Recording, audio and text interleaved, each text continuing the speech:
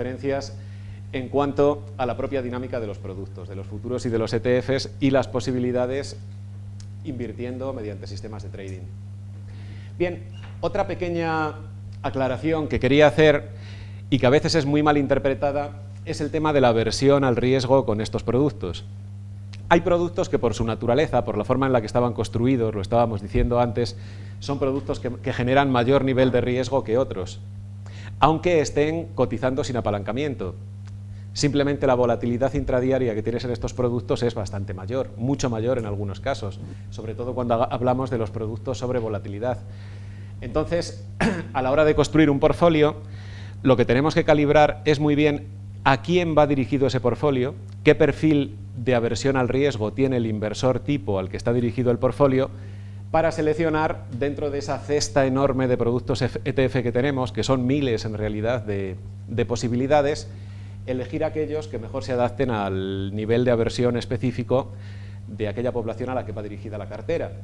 Bueno, aquí os he puesto un esquema muy sencillito, quizá es un esquema demasiado clásico, o sea, como los niveles de aversión muy altos van enfocados a los mercados de índices, o sea, excluyen los mercados de índices, excluyen los mercados de commodities y, por supuesto, excluyen los mercados de volatilidad, y los niveles de aversión más bajos tienen mayor porcentaje de renta fija en la composición de la cartera. O sea, se va modulando en términos generales, lo vamos a ver en numerosos ejemplos de los que pongamos aquí, se va balanceando en función del perfil de inversor el porcentaje invertido en renta fija y el porcentaje invertido en mercados o invertido en volatilidad. Bien, otra de las cosas que quería que vierais aquí de manera muy gráfica es cómo cuando se construye un gráfico de riesgo-recompensa, o un gráfico, aquí está puesto de manera muy diferente, porque esto es un simple clip que he sacado de internet, en el que aparece el retorno y la volatilidad, que es como se construyen generalmente estos gráficos. ¿Qué papel desempeña el factor tiempo? Es una cosa que prácticamente nunca se dice. A ver, ¿vosotros consideráis que el tiempo en una inversión de este tipo aumenta el riesgo? ¿La duración de la inversión lo aumenta o lo disminuye? No necesariamente, no tiene por qué aumentar el riesgo. O si dejas indefinidamente la inversión, por ejemplo, 20, 30, 40 años, acabará apareciendo un suceso catastrófico que te afecte seriamente al portfolio o que directamente te haga perder todo el valor. Fijaros, esto se estudió hace mucho tiempo y hay una página web, Portfolio Charts, que es buenísima, os recomiendo que le echéis una ojeada, que tiene unos gráficos en los que analiza el tema de la temporalidad. Y podéis seleccionar diferentes combinaciones de activos. Veis que, por ejemplo, en este caso yo he seleccionado un 70% de renta variable y un 30% de renta fija. Y ver en una combinación determinada de activos cuántos años tengo que mantener la inversión para llegar a la velocidad de crucero de la cartera y para absorber completamente el riesgo de pérdidas. Es decir, fijaros, si hubiera comprado esa composición del portfolio en los años 70, ¿qué habría pasado? ¿Cuántos años habría tenido que esperar para empezar a ver retornos positivos, rentabilidades positivas? Pues fijaros, en esta década la cosa lo hubiera tenido bastante cruda, ¿no? Porque tendría que haber esperado una media de 12, 13 años hasta ver que asomo la cabeza por encima del agua. Es global, ¿no? La inversión es variable fija, pero con una composición global de solamente... Tú puedes simular en esta página web diferentes combinaciones de activos, estos son los porcentajes, las ponderaciones de cada activo, y ver el efecto que tienen en el largo plazo desde los años 70 hasta la actualidad. Sí, pero creo que lo has montado global, o sea, todo el mundo. Sí, claro, mercados globales. Pero bueno, podríamos haber elegido cualquier otra combinación. Esto es para ilustrar el efecto temporal sobre una inversión. Entonces, fijaos que el momento de la inversión es tremendamente decisivo. Si esa misma inversión la hubiéramos hecho en los años 80, en 1987, épocas mucho más benignas para la renta variable, mucho más propicias, habríamos tenido una rentabilidad extraordinaria por encima, estos puntos sombreados oscuros es por encima de la rentabilidad histórica desde el primer momento. Y ya no habríamos tenido, o sea, habríamos continuado a velocidad de crucero prácticamente hasta el final. Así que, dos componentes importantes. Primero, la duración. Si una cartera la mantienes el suficiente número de años, al final acaba sacando la cabeza del agua por la propia mercados, siempre que no actúes con grados de apalancamiento elevados. Sí que es verdad que cuando hablamos de apalancamiento hay que valorarlo en otros términos diferentes. Y luego está la cuestión de la elección del momento. El momento es decisivo, el momento es crucial. De entrar en una cartera de este tipo en los años 80 a entrar en la década de los 70, pues bueno, implica nada menos que la friolera de 12, 13, 14 años en números rojos y además años consecutivos. Bueno, esto que os pongo aquí es simplemente que veamos un poquito la rentabilidad histórica en el largo plazo de las diferentes clases de activos. Como todos los ETFs están catalogados en las grandes bases de datos por clases de activos, siempre que construimos una cartera conviene tener muy presente la tabla de rentabilidades y volatilidades históricas y a partir de ahí empezar a buscar las combinaciones de activos que consideremos oportuno. Entonces, bueno, vemos que dentro del mercado americano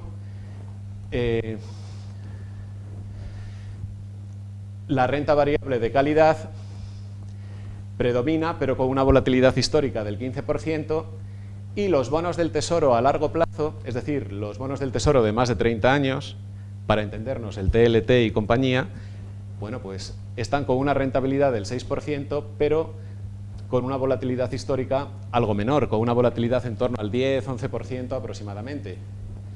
Sin embargo, también tenemos una serie de mercados, una serie de productos no recomendables para empezar a construir una cartera ahora, que tienen volatilidades increíblemente altas, pero sin embargo rentabilidades que rondan el cero o que son negativas. Entonces, viendo ese cuadro, de entrada, cuando construimos un portfolio podemos empezar a pensar, incluso seleccionando porciones de renta fija y renta variable, cuál sería la combinación más propicia viendo estas distribuciones históricas de los últimos 15 o 20 años. Bueno, aquí os he puesto una tabla muy sencillita, simplemente os he puesto, hay miles de ETFs, os he puesto unos cuantos, los más importantes, según tipos de activos y según niveles de apalancamiento. Entonces tenemos, digamos, los ETF estrella, sin apalancar, que son los habituales, son los que acumulan la mayor cantidad de liquidez, y tenemos luego otra serie de productos más específicos y que deben de seleccionarse con mucho más cuidado, porque aquí también entra en juego, como luego veremos, el efecto del apalancamiento asimétrico.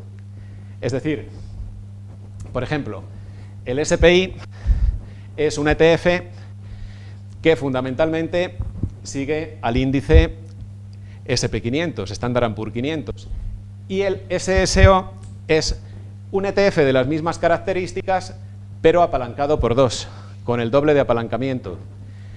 Bueno, pues nos vamos a encontrar con que si hacemos un backtest a 10 años, no podemos esperar que el SSO tenga exactamente el doble de rentabilidad. De hecho, tiene mucha menos rentabilidad, como luego veremos. Sin embargo, es curioso, la volatilidad sí es el doble. Sí tiene el doble de volatilidad, pero tiene bastante menos rentabilidad. Entonces, cuidado con los productos apalancados, que son para usarlos de manera muy específica y sabiendo muy bien lo que se hace, y contrapesando el riesgo luego con otros productos. Bueno, los productos con un 300% de apalancamiento ya ni os cuento. Y también tenemos que tener en cuenta una cosa, el gasto total en porcentaje, que es como se mide lo que cuesta, por así decir, un ETF, es mucho más bajo en los productos sin apalancar que en los productos más específicos y apalancados.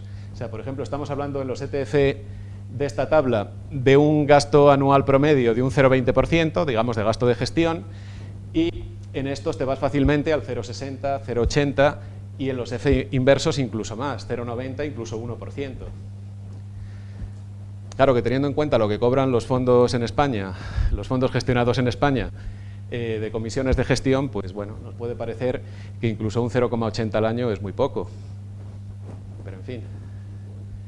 Bueno, aquí tenemos, para que os deis cuenta, cómo funciona el efecto de apalancamiento en dos productos iguales.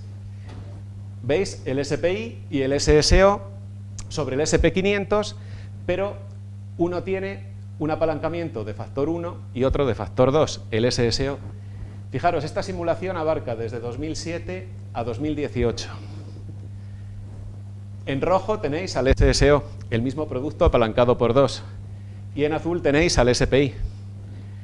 Imaginaros que compro los dos ETFs en 2007. Fijaros el pedazo de caída que tiene el segundo en la crisis de 2008 y cuánto tarda en recuperarse con respecto al producto no apalancado. Es decir, si compro el SSO en 2007, voy a estar por debajo del producto sin apalancar hasta aproximadamente mediados de 2016. Una burrada, ¿veis? Casi 10 años con un producto que tiene el doble de riesgo por debajo del producto sin apalancar. Y sí, claro, evidentemente, en el último repunte fuerte alcista de las bolsas, ya por fin consigue sacar cabeza y consigue imponerse. Pero le ha costado 10 años prácticamente, ¿eh? Ah, fijaros en otro detalle. Volatilidad medida por la desviación estándar. Relación 2. Lo normal, ¿no? Si tú divides la desviación estándar del producto sin apalancar por la desviación estándar del producto apalancado, te sale 2, que es lo lógico para un apalancamiento del 200%. Pero en la rentabilidad no te sale 2. En la rentabilidad te sale 1,27, la razón entre los dos productos. ¿Qué quiere decir? Que el producto no apalancado ha ganado de media anual el 8,61%. Y el producto con un apalancamiento del doble, de media anual en esta serie de 10 años, ha ganado tan solo el 10,98%. O sea, que he comprado un producto el doble de volátil para ganar solo 2 puntos de diferencia en cuanto a rentabilidad. Eso es una cosa que hay que tener bastante en cuenta. Y con los ETF inversos, pues ocurre un poquito lo mismo. Los ETF inversos tienen la ventaja de que en la desviación estándar no se nota prácticamente la diferencia. De hecho, si os dais cuenta, este es un producto, el SH, un ETF inverso sobre el SP500 también. Os los he puesto todo sobre el SP500 para que veamos las diferencias. Bueno, veis que 14, 14,07, vamos, es una diferencia poco significativa. En cuanto a nivel de pérdidas, tiene un nivel de pérdidas mayor, pero ese nivel de pérdidas mayor, o sea, ese menos 10 con 88, se debe también fundamentalmente a que los gastos de gestión acumulados del SH durante esta década son mucho mayores que los gastos del primero. En el primero, los gastos de gestión escasamente rondan el 0,20, una cosa así, o menos incluso, no, el 0,09 en el primero, y en el segundo deben de andar por el 0,80. Entonces acumulas todo eso durante... y ya se ha tragado una diferencia de 2 puntos. Ahora, yo no sé con qué filosofía y con qué lógica se puede invertir en un ETF inverso sobre índices la friolera de 10 años seguidos, cuando sabes que el sesgo alcista de la bolsa, de cualquier mercado, ronda el 0,5% en largos, perdón, el 5% en largos periodos de tiempo.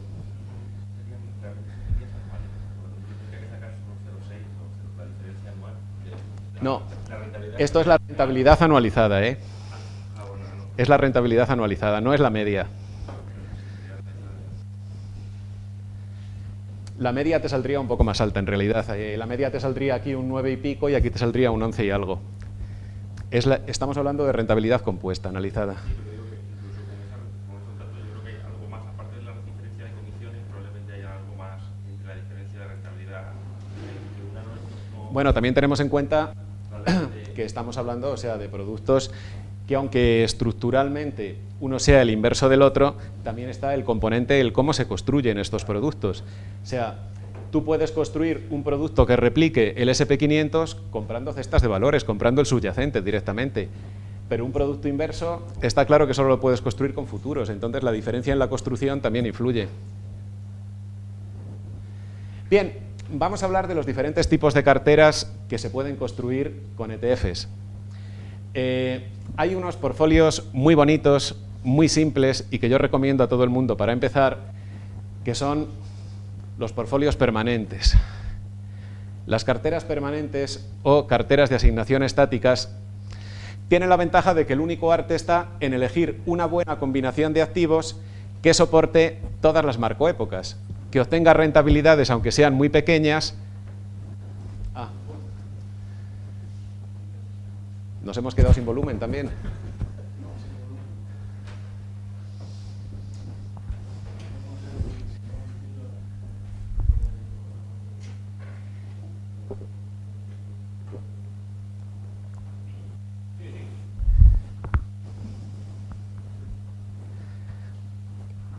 Aprovechamos si queréis alguna pregunta o algo en lo que continuamos con la presentación.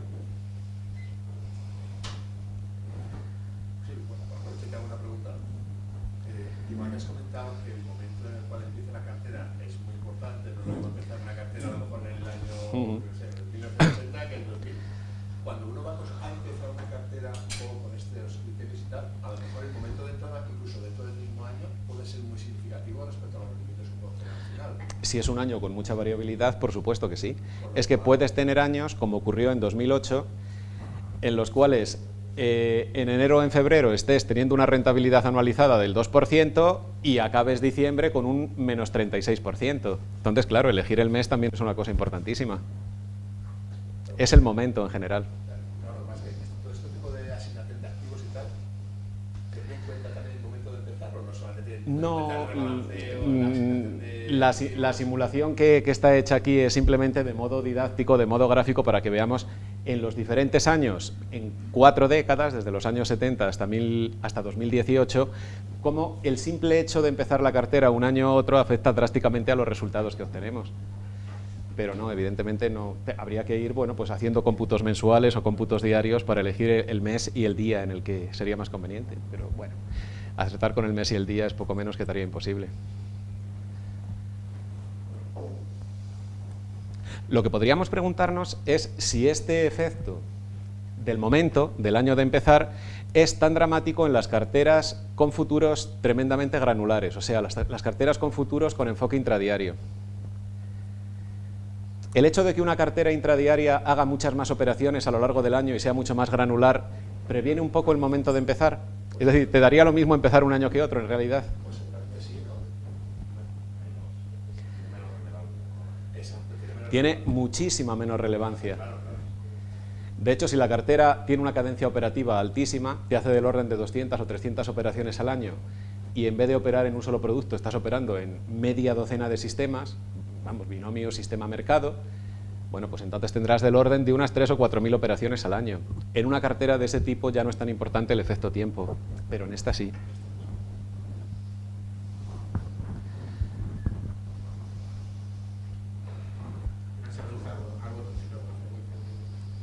Si tienes realmente 12 operaciones al año, pues no importa el momento. Claro, porque no es nada granular, 12 operaciones al año es muy poquito. Entonces, si la lías, si te comes un 30 o un 35% en una sola operación, a ver cómo lo compensas eso con las 6 o 7 siguientes operaciones. Y luego también porque la dinámica de estas carteras no está pensada para operar con stops muy estrictos, con niveles de stop muy estrictos. Están pensadas con el enfoque de comprar y mantener. Entonces, haciendo rebalanceos periódicos, ya lo veremos luego en los modelos que os he preparado, rebalanceos trimestrales, en muchos casos, semestrales, y la mayoría de los gestores ni siquiera eso, los hacen anuales directamente y se acabó. Lo más normal en la industria es hacerlos anualmente, en realidad. Pues eso no funciona ni mucho menos como estos sistemas. Yo lo comparo un poco con la pintura, ¿no? Es como hacer una cartera de brocha gorda o hacer una cartera con un pincel de punta fina, ¿no? Cuando haces una cartera con enfoque intradiario de futuros, poniendo stop, poniendo puntos de entrada y puntos de salida muy precisos y tal, estás pintando con brocha fina. Ahora, cuando seleccionas un portfolio de ETFs en una óptica de comprar y mantener en plazos muy largos y preocupándote únicamente de balancear la cartera todos los años, como una pared con un rodillo.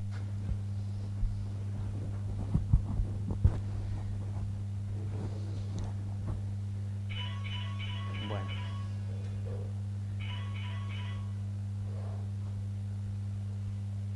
Vale, estábamos viendo esto. Vamos a continuar entonces. Bien, en cuanto a los tipos de portfolios, ya os digo, para empezar a construir una cartera de ETFs es muy recomendable estudiarse por lo menos las diferentes configuraciones de portfolios desde el enfoque de asignación estática. ¿Qué es lo que interesa en el enfoque de asignación estática? Fundamentalmente, pillar una combinación que tenga algo de rentabilidad, aunque sea muy poquito, en diferentes marcoépocas. ¿Y eso cómo se hace? Luego lo veremos. Se hace combinando activos muy diferentes. ¿Por qué? Porque el ciclo de estos activos no está correlacionado. Si tú metes en una cartera renta fija mezclada con renta variable, mezclada con oro y mezclada con bienes raíces, al final alguno de ellos todos los años, incluso en años muy malos, acabará ganando algo y acabará compensando.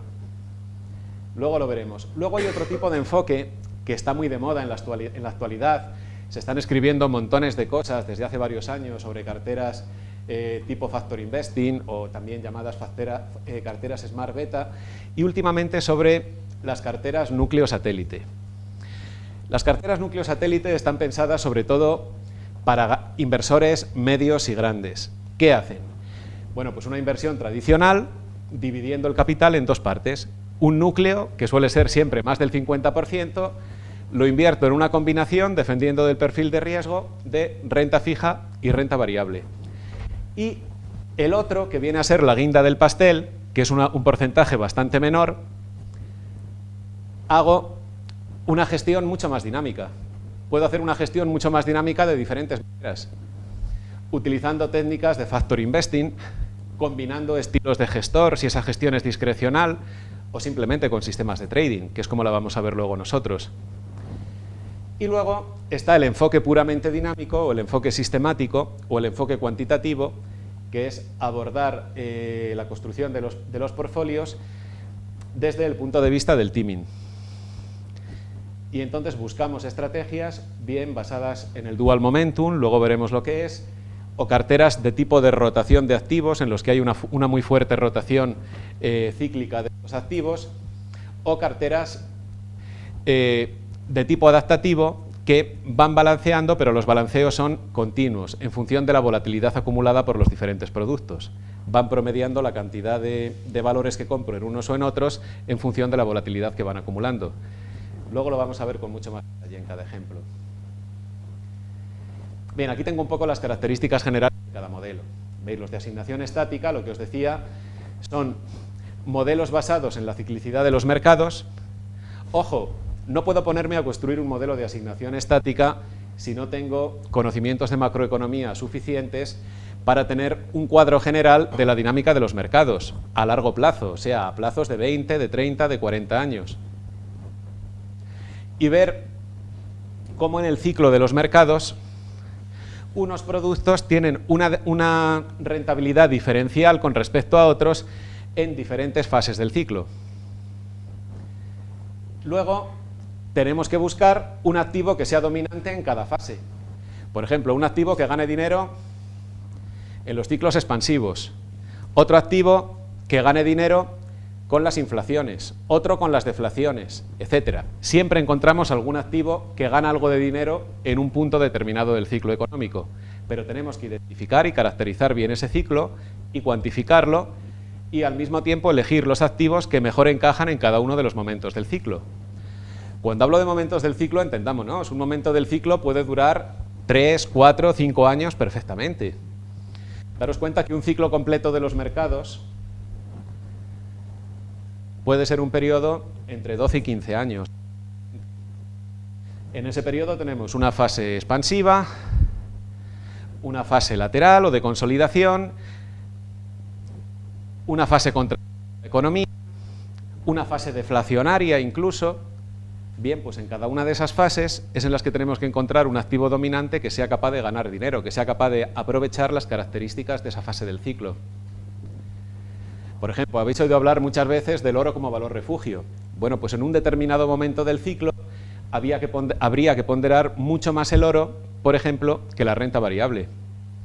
Y en una fase deflacionaria, ¿qué elegiríamos? ¿Renta fija a largo plazo o renta fija a plazos más cortos? A lo mejor en esa época no interesa tanto tener, yo qué sé, bonos del tesoro a 30 años como plazos de vencimiento más cortos, plazos de vencimientos para cubrirnos un poquito de entre 3 y 7 años. Pero bueno, eso lo veremos. Y luego, en el modelo de carteras mixto, se puede hacer en el núcleo satélite una asignación dinámica. Tenemos un ejemplo de núcleo satélite en el que lo vamos a ver bastante bien.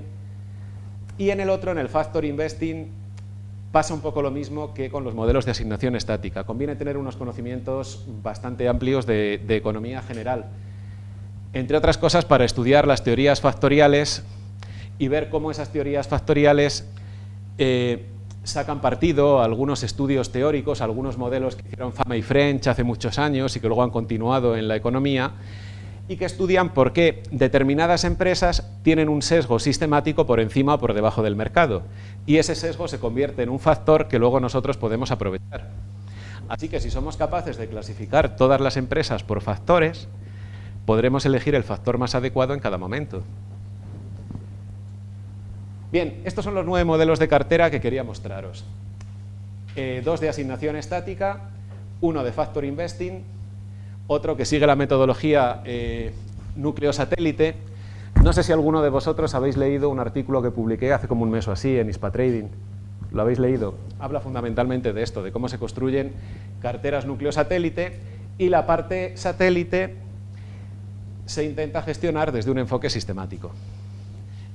Luego está el enfoque basado en los ratios Diana, y a partir de aquí empiezan las estrategias tipo teaming. La de la media móvil aplicada al portfolio, que aunque parezca una bobada es de las más ampliamente utilizadas y además da relativamente buenos resultados.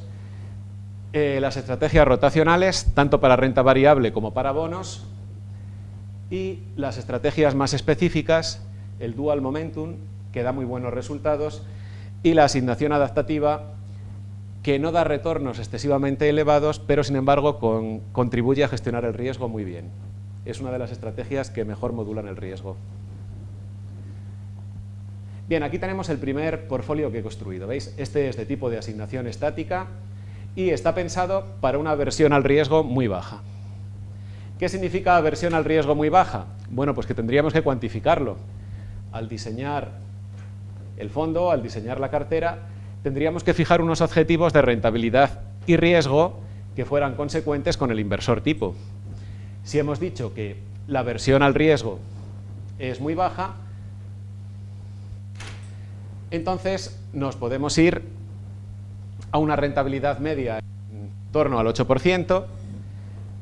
Podemos incluso asumir drawdowns en un ciclo de 10 años, 10, 12 años, que es un poco el estándar para valorar la evolución de estas carteras, del 30%. Incluso podríamos llegar a asumir unas peores pérdidas anuales del 15%. Parece poca cosa, pero es muy duro para el que le toca perder un 15% un año. Pero bueno, hablando de un nivel de aversión al riesgo bajo, podríamos asumir eso perfectamente. He planteado esta cartera haciendo rebalanceos anuales y como modelo de benchmark utilizo la cartera de Markowitz, que es un estándar. La cartera 40-60-40 y 40-60 caracteriza los dos perfiles de inversión, el más agresivo y el más conservador. La cartera 60-40 quiere decir que inviertes un 60% en renta variable y un 40% en renta fija. Y la otra, la 40-60, al revés, 40% renta fija, 60% renta variable. Entonces, estas carteras tipo suelen utilizarse como benchmark para ver un poco la calidad de los portfolios que estás construyendo. Bien, primera cosa a la hora de construir una cartera. Si vas a construir una cartera permanente, antes que meterte con ETFs concretos, fíjate en los tipos de activos. ¿Por qué? Porque de los tipos de activos tienes históricos mucho más grandes que de los ETFs. Puedes remontarte fácilmente hasta 1990, incluso antes. Es un poco lo que estábamos comentando antes. Los primeros ETFs se empiezan a construir en los años 90, en el 97, 98, 99. Hay una eclosión a partir del 2004, 2005. Pero claro, si quieres combinar muchos productos, el histórico te va a llegar hasta aquí, te va a llegar hasta el 2005, 2006 como mucho. Si quieres ver en una cartera permanente décadas anteriores, ¿qué puedes hacer? utilizar como referente fondos indexados, pero no ETFs. Hay otros fondos que llevan siendo gestionados durante décadas, durante 3, 4 décadas, que puedes utilizar como referente de cada una de estas categorías de activos. Y ahí sí puedes extender el histórico muchísimo más. Y es justamente lo que he hecho con este programa, con el Portfolio Visualizer. Toma como referencia los históricos de cada una de estas clases de activos. La única pega es que este programa lo hace sobre base mensual en vez de sobre base diaria, pero se puede retrotraer en el tiempo varias décadas, como veis hasta 1995. Y entonces aquí vemos más o menos con esta combinación de activos, fijaros, hemos elegido para este primer portfolio renta fija americana en empresas de alta capitalización de valor. Hemos elegido también una pequeña porción de empresas de baja capitalización de valor. También una pequeña proporción de renta fija internacional, excluyendo Estados Unidos. Ex-US significa que excluye la renta variable de Estados Unidos. Luego elegimos bonos del Tesoro a largo plazo, en la que ponemos el famoso 40% para aproximarnos a la cartera de Markowitz, y ponemos un 10% que también ha ido históricamente muy bien en bienes raíces. Ahora mismo están muy de moda, hay muchos ETF nuevos sobre bienes raíces, y ponemos otro 10% en oro, sobre todo para momentos deflacionarios, para momentos en los que se busca el oro como valor refugio. Y veis, vemos lo que pasa en un periodo muy largo. ¿Qué ha ocurrido? Que con esta combinación consigo batir bastante claramente a la cartera de Markowitz. Por tanto, como la rentabilidad anualizada durante todos estos años es superior y la desviación estándar es un poquito menor, consigo que el ratio de Sharpe y el ratio de Sortino sean bastante más altos, 0,85 frente a 0,72 y 1,27 frente a 1,07.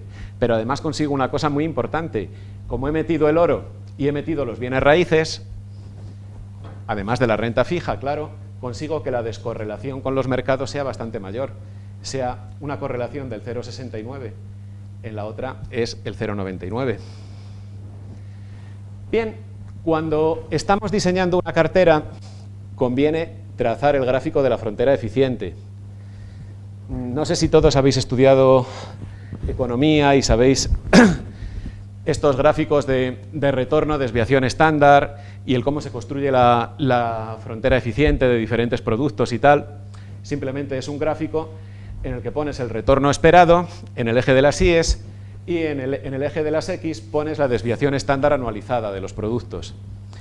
Y entonces trazas una línea que generalmente tiene esta estructura, salvo que te apalanques, y vendría por aquí de manera más amplia, más a la derecha, y te permite ver cuáles son las combinaciones óptimas en términos de rentabilidad y de riesgo. Es decir, para un riesgo determinado, si nos situamos en el eje de las Y's, en la desviación estándar, ¿cuál sería la combinación que me garantiza la rentabilidad óptima?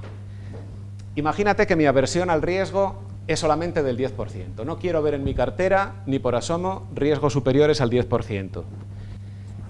Entonces, ¿cuál sería la máxima rentabilidad que me cabe esperar? Bueno, pues está muy claro, tiro para arriba y la máxima rentabilidad estaría por aquí.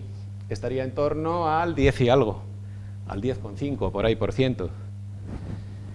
Si quiero una combinación de activos que generen más retorno, no tendría más remedio que asumir mayor riesgo, mayor cantidad de riesgo. O sea que es muy útil ver la disposición de los activos en términos de frontera eficiente, porque podemos comprobar si nuestra cartera está próxima a la frontera eficiente o está muy alejada de ella. Si la combinación de activos que he elegido estuviera por aquí, entonces ese portfolio sería poco eficiente, no me valdría, tendría que refinarlo más. Ahora, si consigo un portfolio, ¿veis?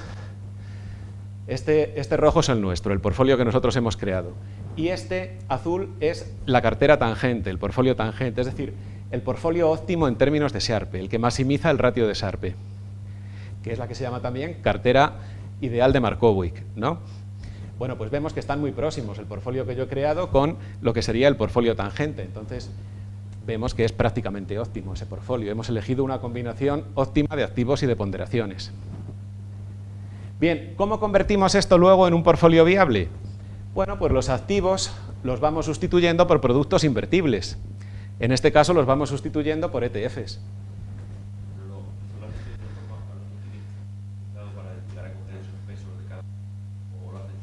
No, lo que he querido ha sido construir una cartera tipo 60-40, de hecho ves que en renta fija invierto el 40%, pero que fuera más eficiente que la cartera de Markowitz, que tuviera una rentabilidad ligeramente mejor. Por ejemplo, de una manera, digamos, aleatoria, o has hecho... No he aplicado aquí ningún criterio de optimización, de momento. Luego vamos a ver otros criterios que saquen todavía más partido optimizando. Bien, otra... Sí. Disculpa, una pregunta. Sería interesante, porque estás poniendo ahí la volatilidad y el retorno, sería interesante a lo mejor representarlo cogiendo algo también más estadístico como la media menos desviación, en vez de utilizar directamente así el dato como lo estás poniendo. Lo digo por...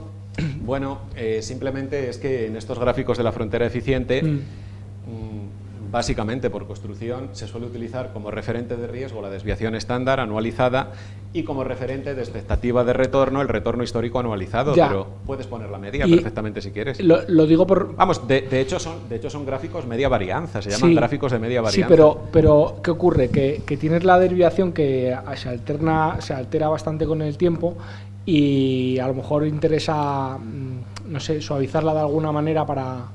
Yo suelo hacer esto para tener una idea en el largo plazo de cómo de volátil es la desviación, ¿vale? Entonces... Para eso tenemos una técnica de optimización también, que sería optimizar, en vez de conforme al ratio de Sharpe, conforme al ratio de Sortino.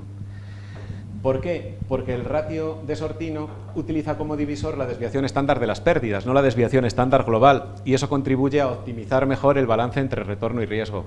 Tenemos un ejemplo de eso, lo vamos a ver luego también. Bien, otra de las cosas que hay que hacer también es una proyección mediante simulación de Monte Carlo.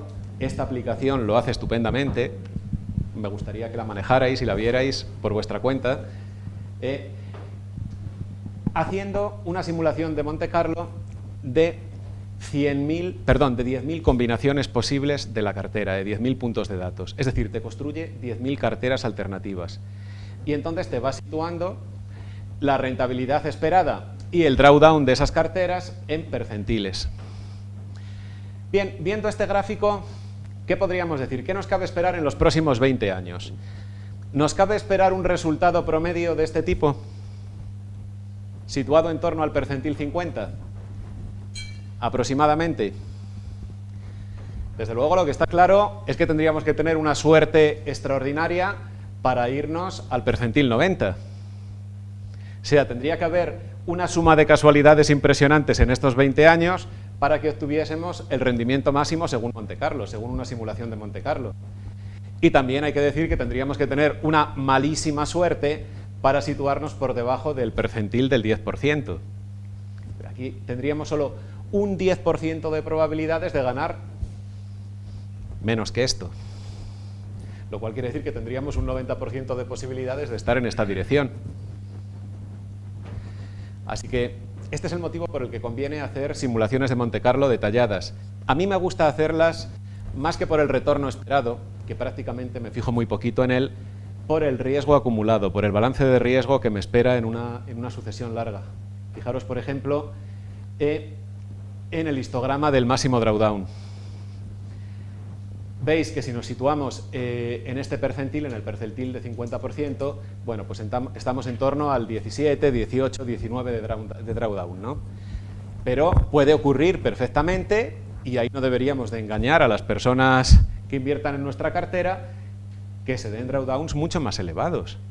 Puede ocurrir que nos vayamos a drawdowns del 24, del 27, del 29%, porque entra dentro de lo posible, según la simulación de Monte Carlo. O sea, son bolas que están en el mismo bombo, pueden salir esas bolas. Son menos probables, pero pueden salir. De igual manera que puede ocurrir que en un plazo de 20 años digamos, oye, al final el drawdown máximo ha sido solamente del 10%, estupendo, ¿Por qué? Porque te has ido al mejor de los mundos posibles. Pero vamos, más bien suele ocurrir lo contrario, más bien ir pensando en esto que en esto otro. ¿Alguna cosa más o pasamos? ¿Está hecha sobre la aplicación de portfolio visual? Sí, te lo hace automáticamente. No, lo digo simplemente porque en el curso recomendaron otra plataforma que era la de Por Upgrade. supuesto, y en el próximo apartado que lo vamos a ver, vamos a poner incluso un pequeño tutorial, o os voy a poner un enlace a mi página web en la que tengo un pequeño tutorial de cómo manejar el Portfolio Visualizer. Vale. Bien, convertimos la cartera en un producto invertible. Entonces ya no necesitamos activos, necesitamos ETFs, que son los que se pueden negociar, los que se pueden comprar y vender. Bien, pues si construimos esa cartera con ETFs y mantenemos la distribución, sería algo como esto. ¿Veis? He elegido los ETF más líquidos, ¿eh? Dentro de cada grupo hay muchísimos más. Para el SP500 cogemos como representativo el SP-IV, es lo mismo que el SPI, la V significa que está centrado en las empresas de valor dentro del SP500. Para las empresas de pequeña capitalización elegimos otro que tiene una liquidez extraordinaria, que es el IJS. Y para los mercados globales, otro también bastante líquido, el IOO. El TLT, que es un clásico, este se utiliza en todas las combinaciones de renta fija y renta variable, como luego veréis. El de los bonos del Tesoro americanos a más de 20 años. El Vanguard Real Estate, que es también otro clásico de los bienes raíces. Y el oro. ¿Veis? ¿Qué ocurre cuando hemos bajado ya al ámbito de lo real, al ámbito de lo invertible? Que hemos perdido un poquito de rentabilidad, ¿os dais cuenta? La rentabilidad media anualizada ahora se queda en el entorno del 8,17%. Antes teníamos, si no me equivoco, a ver si puedo ir más para atrás. Sí, teníamos algo más, teníamos creo que un punto más, 9,32. ¿Dónde está la diferencia? Bueno, la diferencia está en dos cosas. En primer lugar, estamos eligiendo una ventana temporal menor, de 2005 a 2018. En la otra empezábamos en 1995, pero en segundo lugar, y más realista, es que aquí ya estamos incluyendo gastos. Son gastos de gestión, no gastos de la sanidad, ¿no? No, es que de todas formas, sí, los gastos de rebalanceos hay que tenerlos en cuenta, pero no están contemplados. O sea, los gastos de gestión están contemplados porque es el gasto anual que te aparece en el libreto de todos los ETFs, el gasto de gestión.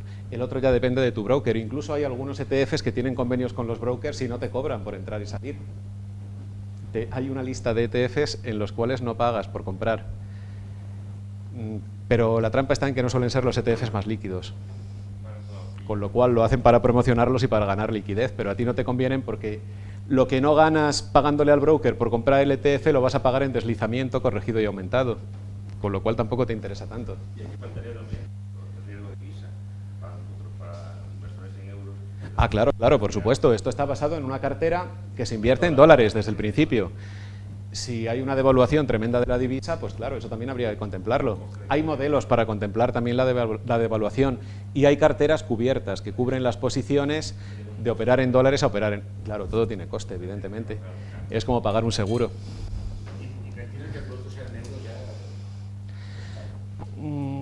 El problema, Raúl, es que no tendríamos un histórico ni mucho menos que llegar hasta 2005 y nos iríamos a liquideces ridículas de productos comparadas con los productos americanos. En el momento en el que estamos ahora, con un dólar-euro en torno a la paridad o un poquito más, 1,1, 1,2, 1,3, 1,4, hasta el 1,3 o 1,4, yo sería partidario de seguir haciendo las operaciones directamente en dólares, sin cubrir. Ahora, si empezamos ya a ver unas diferencias, unas volatilidades tremendas entre el euro y el dólar, en plazos muy largos a lo mejor merece la pena irse a ETFs, o sea, a una cartera cubierta con cobertura de divisa. La cobertura de divisa la podemos hacer desde muy simple hasta muy complicada. Comprando futuros, exactamente.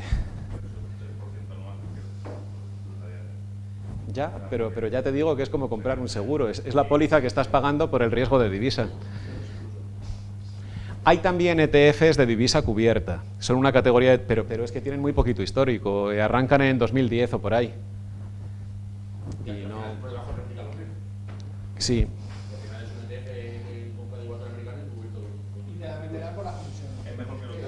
Vamos, en términos generales yo diría, cuando tienes una inversión entre pequeña y moderada, pongamos cifras, pues yo que sé, una inversión de entre 50.000 y 200.000 euros, yo no me molestaría en cubrir esa cartera. Ahora, si es... Claro, si es... No, porque es que a lo mejor con futuros ni tienes la posibilidad, tienes que comprar futuro y medio. O tienes que comprar un futuro con 25, ¿y eso cómo lo haces? Entonces, en carteras muy grandes, carteras profesionales que manejan millones de euros, sí merece la pena tener cobertura de divisa y invertir en futuros para cubrir la divisa, pero yo como particular realmente no lo haría. Pero si es a largo plazo el efecto divisa no se diluye, teniendo en cuenta que tienes más ventana para todo esto. A largo plazo pueden ocurrir varias cosas. Puede ocurrir que tengas un efecto de regresión a la media, por ejemplo, entre el euro y el dólar, si hemos visto todo el espectro. Cuando empezó en 2001 a cotizar el euro con respecto al dólar, había gente que decía que el euro se iba por debajo del dólar. Pero fíjate, en los 4 o 5 años siguientes no hizo más que subir el euro con respecto al dólar y llegó a un punto en el que estábamos en 1,60 con respecto al dólar. Y luego empezó un lento declive, tras, a caer, y ahora parece que se va conteniendo. Entonces, bueno, si dices, si esperamos 20 años, ¿vemos el efecto regresión a la media? Sí, claro, indudablemente. O sea que también el horizonte con el que se diseña la cartera tiene que ver con la necesidad de cubrir o no cubrir. Si el horizonte es muy corto, a lo mejor te interesa más cubrir por asegurarte. Si el horizonte es muy largo, te aprovechas del efecto de regresión a la media. Bueno, luego está otra cartera de asignación estática que quería mostraros, que es para gente que tenga una aversión al riesgo muy baja, es decir, para gente que le importa el riesgo 3 pepinos. Es una cartera que está construida únicamente balanceando, haciendo balanceos, pero construida con un nivel de apalancamiento del 200%. ¿Cómo conseguimos una cartera de este tipo? Muy sencillo. Compramos el ETF sobre el VIX, el ETF estrella, el VXX, pero en vez de tomar posiciones largas, tomamos posiciones cortas, entramos corto en este producto. Portfolio Visualizer también lo puede simular. Y compensamos, como es mucho más volátil, lógicamente el VIX que la renta fija a largo plazo americana, compensamos metiéndole un 150% de renta fija americana. Total, que la distribución que obtendríamos sería esta. ¿Veis? En el simulador pongo activo 1, VXX, menos 50%. Es decir, entro corto con un 50%. Activo 2, TLT, 150%. La posición neta, como el signo no cuenta, la posición neta es un apalancamiento por 2. Es una posición neta del 200%. Bien, vamos a ver qué tal consigue el TLT balancear un producto como el VXX. Fijaros, solo puedo simularlo, estoy utilizando los ETF directamente, solo puedo simularlo desde 2010, que el ETF empezó a finales de 2009. Podría utilizar datos históricos simulados. Hay series históricas desde que apareció el futuro del VIX que se prolongan hasta 2004 aproximadamente, pero no son muy precisas. Pero fijaros qué curioso, de 2010 a 2018, utilizando productos relativamente peligrosos, como el VXX, y compensándolos adecuadamente con productos de renta fija, oye, pues resulta que obtengo un máximo drawdown del 14%. Y una rentabilidad anualizada del 36,45, que se dice pronto, un 36,45 anualizado. Vamos. Con la renta fija americana a largo plazo, con el TLT. Pero ¿qué ocurre? Que mientras he tomado solo una posición corta equivalente al 50%, he tomado una larga en el TLT del 150%. La posición neta es 200%, pero compenso la mucha mayor volatilidad del VXX con una carga 3 veces mayor en el TLT. Vamos, se actualiza la volatilidad. Mira, lo veis aquí en este gráfico. ¿Veis? VXX menos 50%, TLT 150%. El VXX te da un 60% anual. Claro. Pero si no lo cubres, ¿qué ocurre? Claro. Si no lo cubres, te puedes llevar un castañazo, pero endiablado. Entonces, fijaros, esto es simple, o sea, la combinación más simple que se me puede ocurrir para tomar un riesgo en un producto de volatilidad como este. Simplemente me pongo corto, dejo correr la posición un año, pero al mismo tiempo me cubro con renta fija a largo plazo durante ese mismo periodo. La versión al riesgo era muy distinta a la primera en principio. ¿Cuál? La versión al riesgo. Claro. Sí, pero en los objetivos tenía los mismos valores. A lo mejor hay un fallo en la diapositiva. Puede que sea la tabla. Aversión al riesgo muy baja significa que el riesgo te importa muy poco. Y aversión al riesgo muy alta quiere decir que tiendes a productos más conservadores, a productos que acumulen menos riesgo. Es posible que a lo mejor en la otra tabla no, porque en los hubiéramos puesto objetivos por error aversión muy baja cuando es aversión muy alta. En los objetivos. Máximo y el peor año que son iguales a los del otro. Bueno, en el Eso otro es lo que varía, estábamos sí. pidiendo un beneficio acumulado del 8%, Sí, pero el drawdown y aquí y estamos pidiendo uno del 30%. Sí, pero el drawdown y la pérdida. El drawdown es igual, sí. Pero ese era mi objetivo, es decir, voy a ver si tomando productos mucho más arriesgados y con un apalancamiento del 200% consigo, ecualizando bien la cartera, un drawdown que no pase el 30%. Ahí es como me tengo que comer la cabeza para construir una cartera que cumpla esos requisitos. Ojo, que cumple esos requisitos en el histórico, luego en real veríamos a ver. Bien, fijaros en lo siguiente. Aquí podéis ver el efecto del rebalanceo muy claro. Si me limito únicamente a vender el VXX y compensar con renta fija a largo plazo, obtengo un churro de curva del equity. Fijaros qué diferencia, ¿eh? Obtengo una rentabilidad anualizada ridícula para el riesgo que estoy tomando de una cartera apalancada, que es del 12%. El drawdown no es muy alto, pero bueno, es un drawdown alto en comparación con el anterior. Y fijaros en el otro gráfico, rebalanceo anual. Simplemente ecualizo, rebalanceo las posiciones todos los años. El efecto de rebalanceo, como podéis ver, es increíble. El hecho de compensar anualmente la cartera para volver al punto de inicio, a las ponderaciones iniciales, dispara la rentabilidad anual hasta el 36,45%. Vamos a ver otras combinaciones de rebalanceo posibles. Si hago un rebalanceo mensual, fijaros lo que pasa. Si hago un rebalanceo mensual, disparo la rentabilidad acumulada hasta más del 50%. Ahora, eso sí, aumento bastante el drawdown. Aquí ya no tendríamos un drawdown pequeño, pero la rentabilidad acumulada es considerable. Fijaros en otro detalle. En una cartera en general, obtener un ratio de Sharpe por encima de 1 en periodos muy largos es como para quitarse el sombrero. Y obtener un ratio de Sortino por encima de 2 también es como para quitarse el sombrero. Aquí estamos obteniendo unos ratios increíbles. 1,82, 3,73. Sin balancear, que es lo que os quería decir. Fijaros cómo baja. 0,98, 1,99. Si es cada año vuelvo otra vez a los porcentajes de asignación que tenía el primer año. Ahora aquí, cada mes, en este segundo modelo que estamos viendo.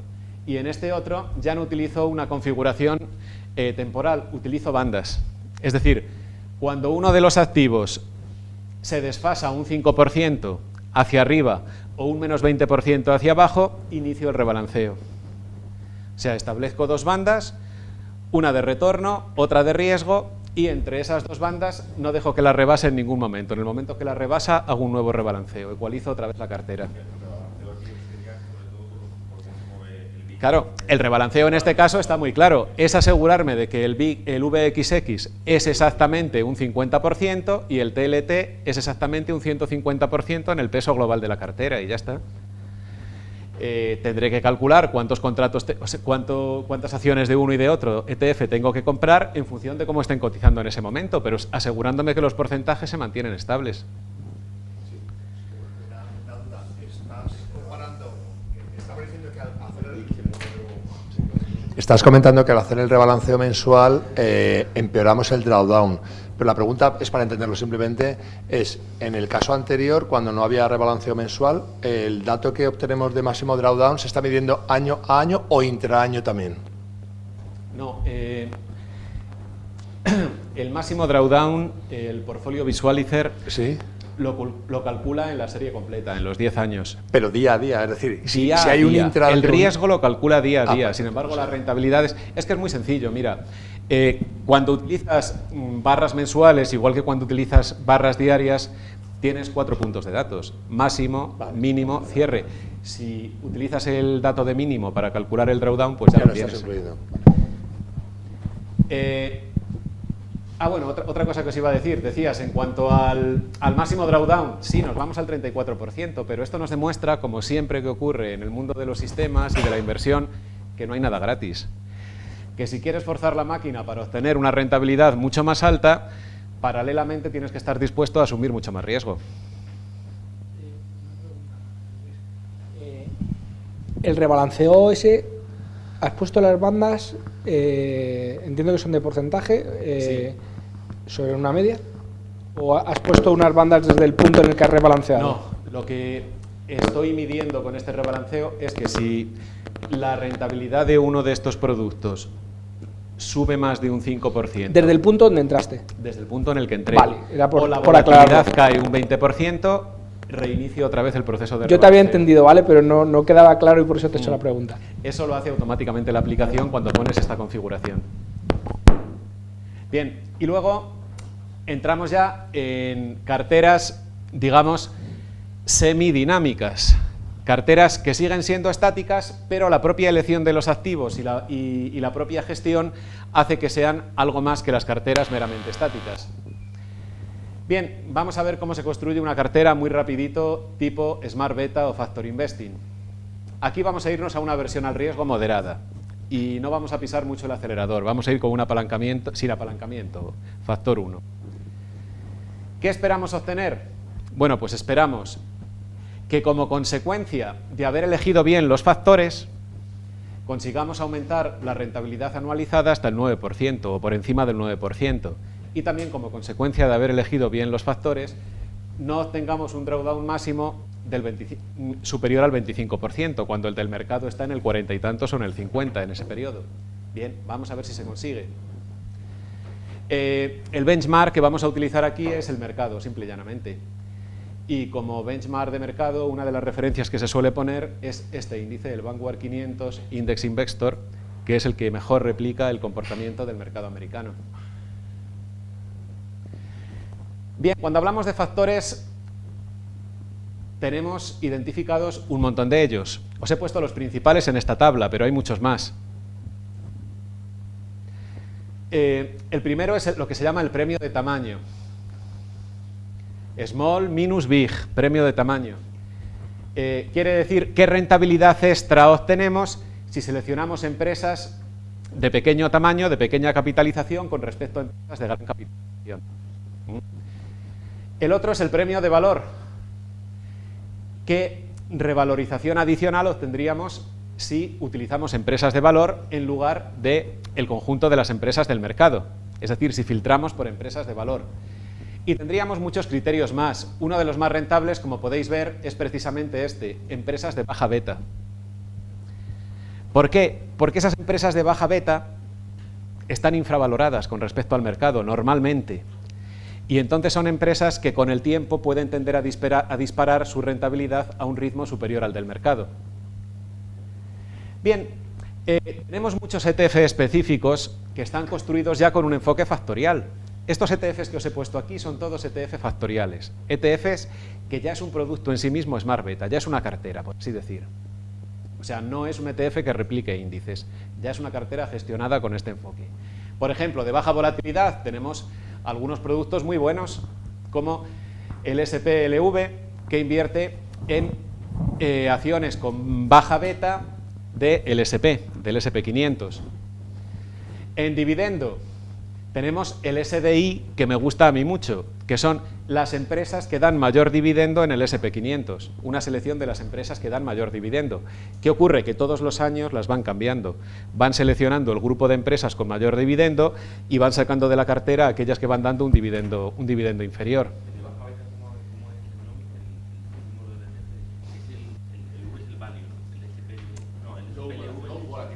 Low volatility.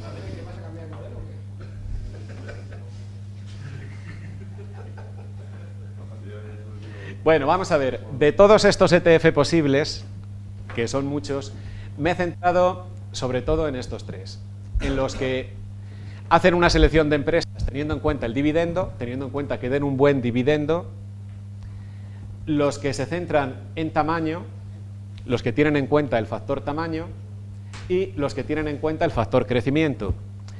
Ya os adelanto una cosa. No conviene mezclar muchos factores, porque al final obtienes el efecto de regresión a la media y acabas sacando la misma rentabilidad que el mercado, si combinas todos los factores. Entonces tienes que seleccionar 2 o 3 factores específicos y ver si con esos factores obtienes un nivel de rentabilidad-riesgo que compense, que sea superior al del mercado. Bueno, pues aquí tenemos ya montado el portfolio. Me he cogido esos 3 ETFs y este es el resultado que obtengo. Consigo los objetivos sobradamente, una rentabilidad anualizada del 10 y pico por ciento frente a una rentabilidad del mercado que se queda en el 9,14%. Y en cuanto al máximo drawdown, con esta configuración, tener en cuenta que esta es una configuración equiponderada, va al 33,33% en los 3 productos. Bueno, pues me voy a un drawdown ciertamente alto, un drawdown del 48%. Esto está pidiendo a gritos algo obvio que ya hemos visto hasta ahora. No invertirlo todo en renta variable, meter algo de renta fija. Porque si no, nos vamos a ir a drawdowns descomunales en periodos muy largos. Bueno, pues esto es lo que he hecho en la siguiente diapositiva. He cogido el consabido TLT y le he puesto el 40% para construir una Markowitz 60-40. Fijaros el resultado. Después de todo no es tan malo, ¿verdad? Sigue siendo prácticamente el mismo que en la diapositiva anterior. Pero fijaros en la diferencia. Ahora el máximo drawdown, en vez de ser el 48, es el 23. Lo hemos dejado, plus, de golpe reducido a la mitad, a menos de la mitad. Es decir, añadiendo un 40% de renta fija, obtenemos la misma rentabilidad con la mitad de riesgo. Vale la pena comprar esa cartera, ¿no? En lugar de la otra. Y claro, como podéis ver, los ratios de Sharpe y de Sortino con respecto a la otra, con respecto a la cartera de mercado, se disparan. 0,96, prácticamente el 1, que es ya el carteras muy buenas, frente al 0,62 y el 1,45 frente al 0,90 en el caso de Sortino. Bien, he trazado el gráfico de la frontera eficiente de este portfolio. Y aquí podéis ver una cosa muy curiosa. ¿Qué os está diciendo el Provided Portfolio? Es el portfolio que yo he construido y el portfolio tangente es el azul. Viendo esta disposición, ¿qué os está diciendo? Vamos, que la he clavado, que me he ido a un portfolio óptimo, pero óptimo directamente. De hecho, veréis ahora cómo al intentar mejorar este portfolio optimizando, vemos que casi no hay margen para optimizar.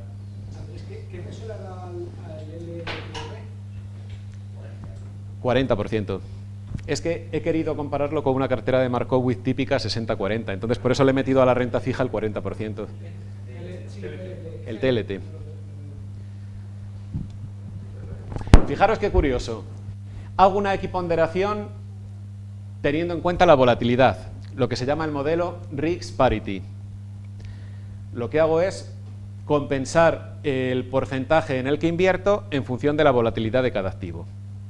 Bien, me sale prácticamente lo mismo. ¿Pero por qué? Porque ya era casi óptimo el portfolio que había creado.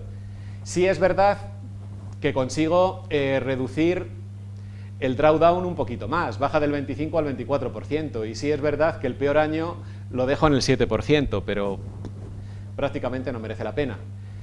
Y fijaros en este otro gráfico, que en el que hago es optimizar bajo el criterio de mínima varianza global. Simplemente, todos los años voy filtrando por la varianza y compenso la rentabilidad con la varianza. La varianza en cuanto a riesgo. O sea, se llama de mínima varianza global, pero en realidad lo que tienes en cuenta es la desviación estándar. O sea, ya sabes que la desviación estándar es la raíz cuadrada de la varianza, pero es lo que se utiliza un poco como referencia. Del riesgo. O sea, lo que hacemos es equiponderar por riesgos. Entonces, a los que tienen menor varianza le damos mayor ponderación. Con lo cual, conseguimos drawdown menores. Fíjate que el de mínima varianza tiene un 18,52 de drawdown frente al 24 sin aplicar este esquema de mínima varianza. Y en cuanto a la rentabilidad, pues igual, 8,73, que es casi lo mismo que 9,09.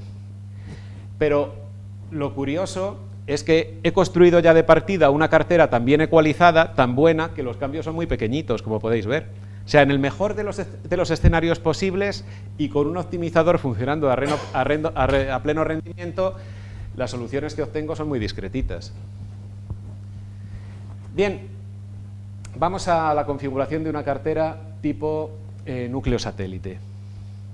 ¿Cómo construiríamos una cartera tipo núcleo satélite? Bueno, pues lo primero que tendríamos que hacer es elegir un núcleo lo más estable posible. Valores grandes, con capitalizaciones muy elevadas, que representen sectores grandes de la economía o mercados completos, y renta fija de calidad como la renta fija americana a largo plazo. Otra vez el famoso TLT. Y podemos construir un portfolio satélite yéndonos a todo lo contrario. Podemos elegir small caps, podemos elegir meter el oro, meter alguna commodity, podemos elegir meter bienes raíces, y luego todo esto lo combinamos con el criterio de asignación dinámica que queramos aplicar, con el algoritmo de asignación dinámica que queramos aplicar. Es decir, la cartera núcleo, para entendernos, es una cartera que no se toca, una porción del capital disponible que está ahí quieto, paradito, lo único que hago son rebalanceos anuales y para de contar, no hago más. Y el otro sería como la guinda del pastel, es con el que quiero obtener una rentabilidad extraordinaria. Bueno, pues el objetivo que me marco es este, 10% de rentabilidad anualizada y drawdown por debajo del 20%, en el conjunto, en el núcleo satélite. Así que voy a asignar un 50% del capital a la parte estable, a la parte núcleo. Renta variable, productos que tengan una alta calidad por dividendo y productos de valor, o sea, productos de la máxima calidad.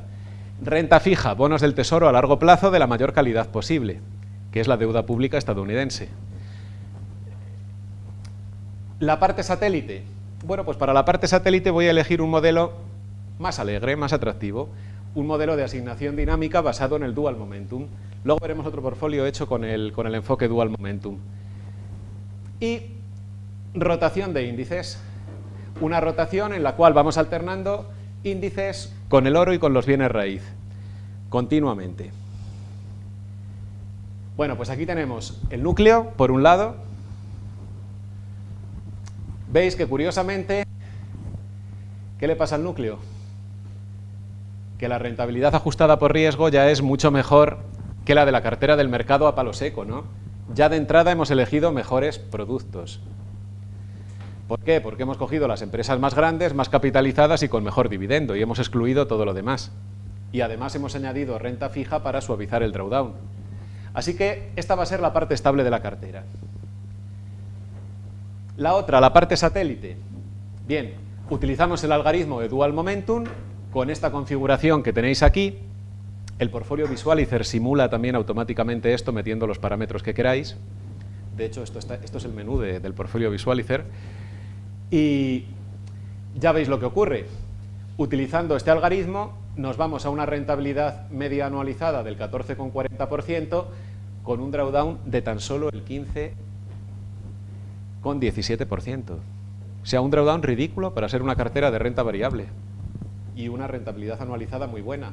Así que el SARPE automáticamente se me pone por encima de 1 y el ratio de Sortino se me va para arriba, pero una barbaridad. Fijaros la cartera mercado, perdón, el portfolio equiponderado donde se me va y el portfolio con las reglas del dual momentum donde se me va. O sea, estos ETF que tenéis aquí equiponderados es esta línea roja. Y estos ETF gestionados activamente son la línea azul. Así que el algoritmo ha sido eficiente, ha funcionado bien. Ahora, cuando hablamos de un algoritmo, ¿qué problema hay? Todos, eso es, todos los algoritmos tienen parámetros. Por tanto, se nos cuela el riesgo de sobreoptimización, siempre. Así que tenemos que hacer una elección muy bien pensada y tenemos que hacer una evaluación outsample para evitar o para intentar minimizar el riesgo de sobreoptimización. Pero siempre está ahí, es inevitable. Entonces, ¿qué he hecho? Bueno, pues utilizar un periodo de timing de 6 meses. ¿Por qué se utiliza un periodo de timing de X meses? Bueno, pues porque lo que tratas es de buscar los 3 activos cada mes que tienen mejor rentabilidad en los 6 meses anteriores. Y entonces cada mes vas haciendo rotaciones en la cartera. De esa manera funciona el algoritmo. Esto es lo que se llama momento relativo. El momento absoluto es la cartera con respecto a sí misma, si sube o baja cada mes. El momento relativo es la rentabilidad de cada componente con respecto a los demás componentes de la cartera. Bueno, pues aquí tenéis la combinación de los dos. La cartera núcleo satélite es la azul. La cartera satélite, lógicamente, es la de gestión más activa, por tanto ya sabemos que tiene una rentabilidad mejor, y la cartera núcleo es la que queda con una rentabilidad menor. Pero el conjunto, fijaros cómo me sale.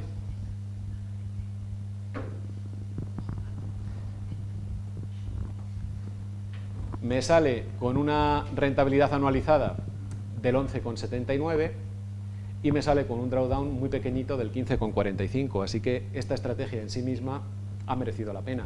Lo que os he puesto aquí es para que fuerais viendo los distintos periodos, que también os lo saca la aplicación, cómo van rotando y en qué porcentajes van rotando los activos en cada uno de los periodos evaluados.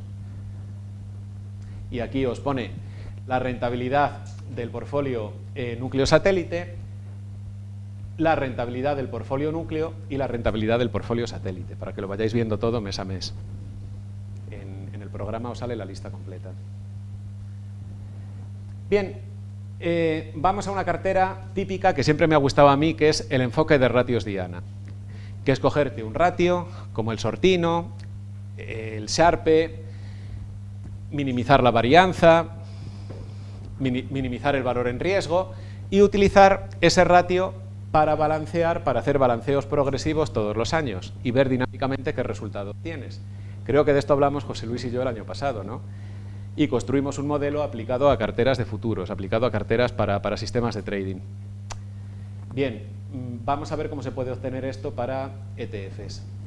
Vamos a irnos a una versión baja y vamos a hacer un pequeño truco, que consiste en utilizar un apalancamiento del 1%, perdón, un apalancamiento por 1 para la renta fija y por 2 para la renta variable.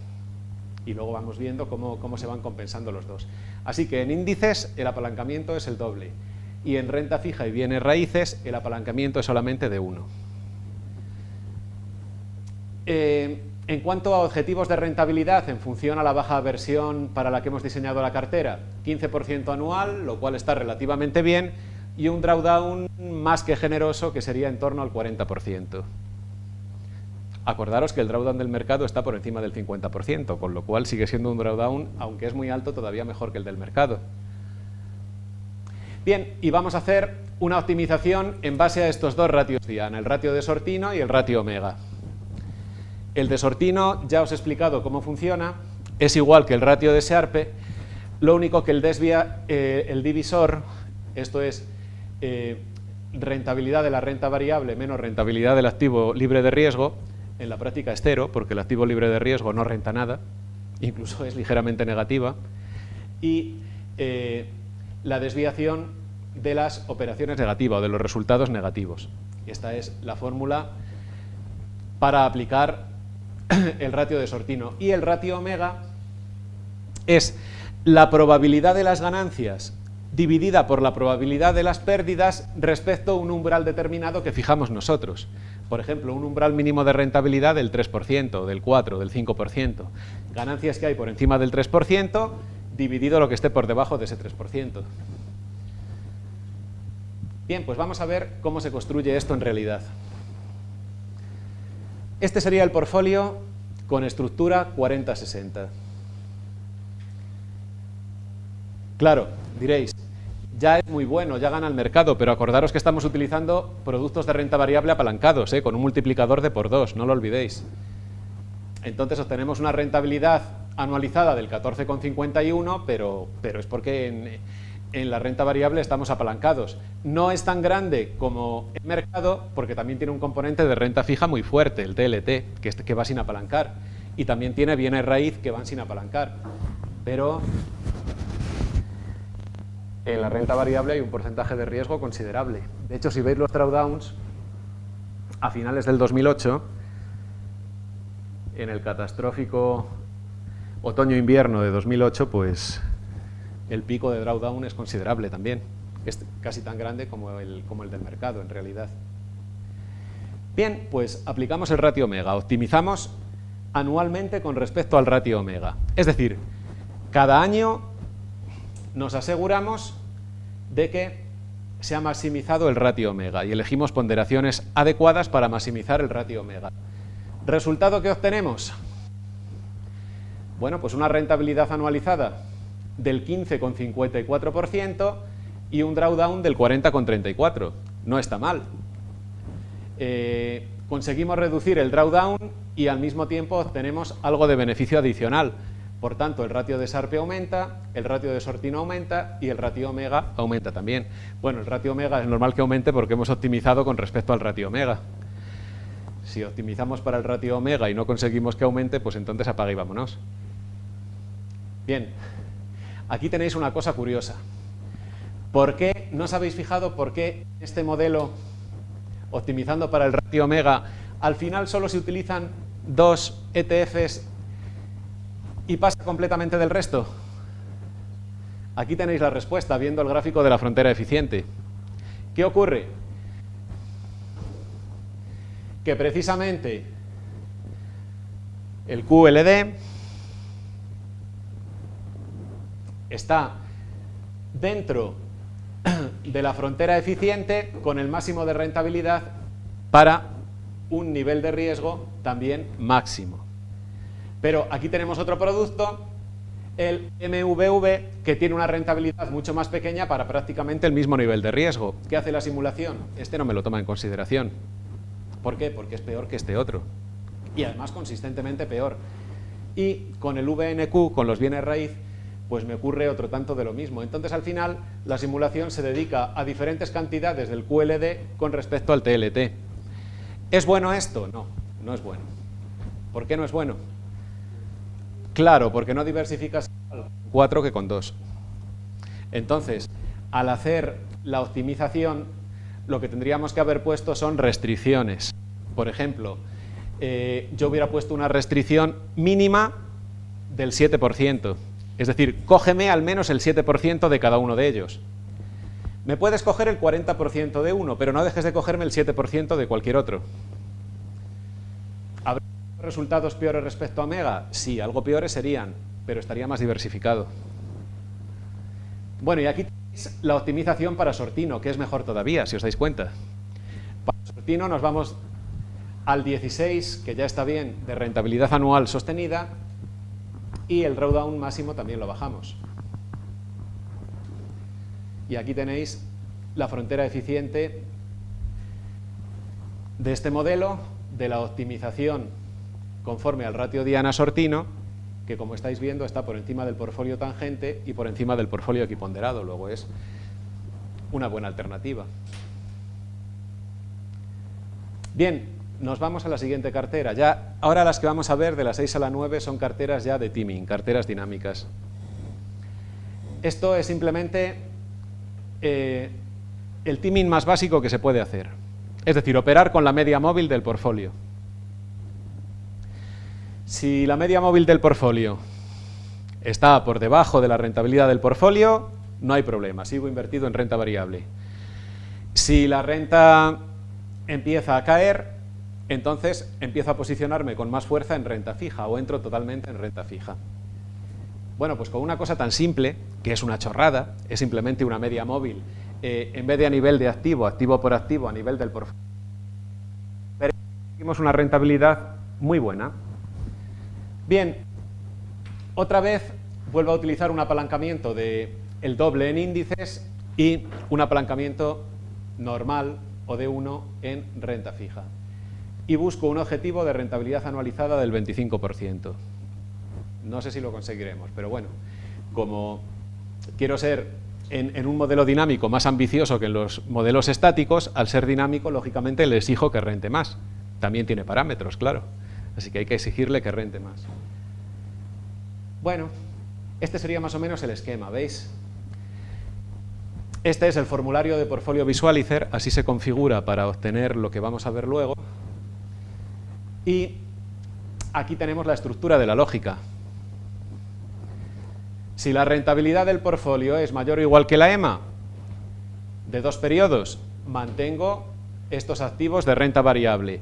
En el momento en que la rentabilidad del portfolio empiece a caer, me quedo únicamente con renta fija y no invierto en nada más que en renta fija hasta que vuelva otra vez a asomar la patita el portfolio sobre su media móvil.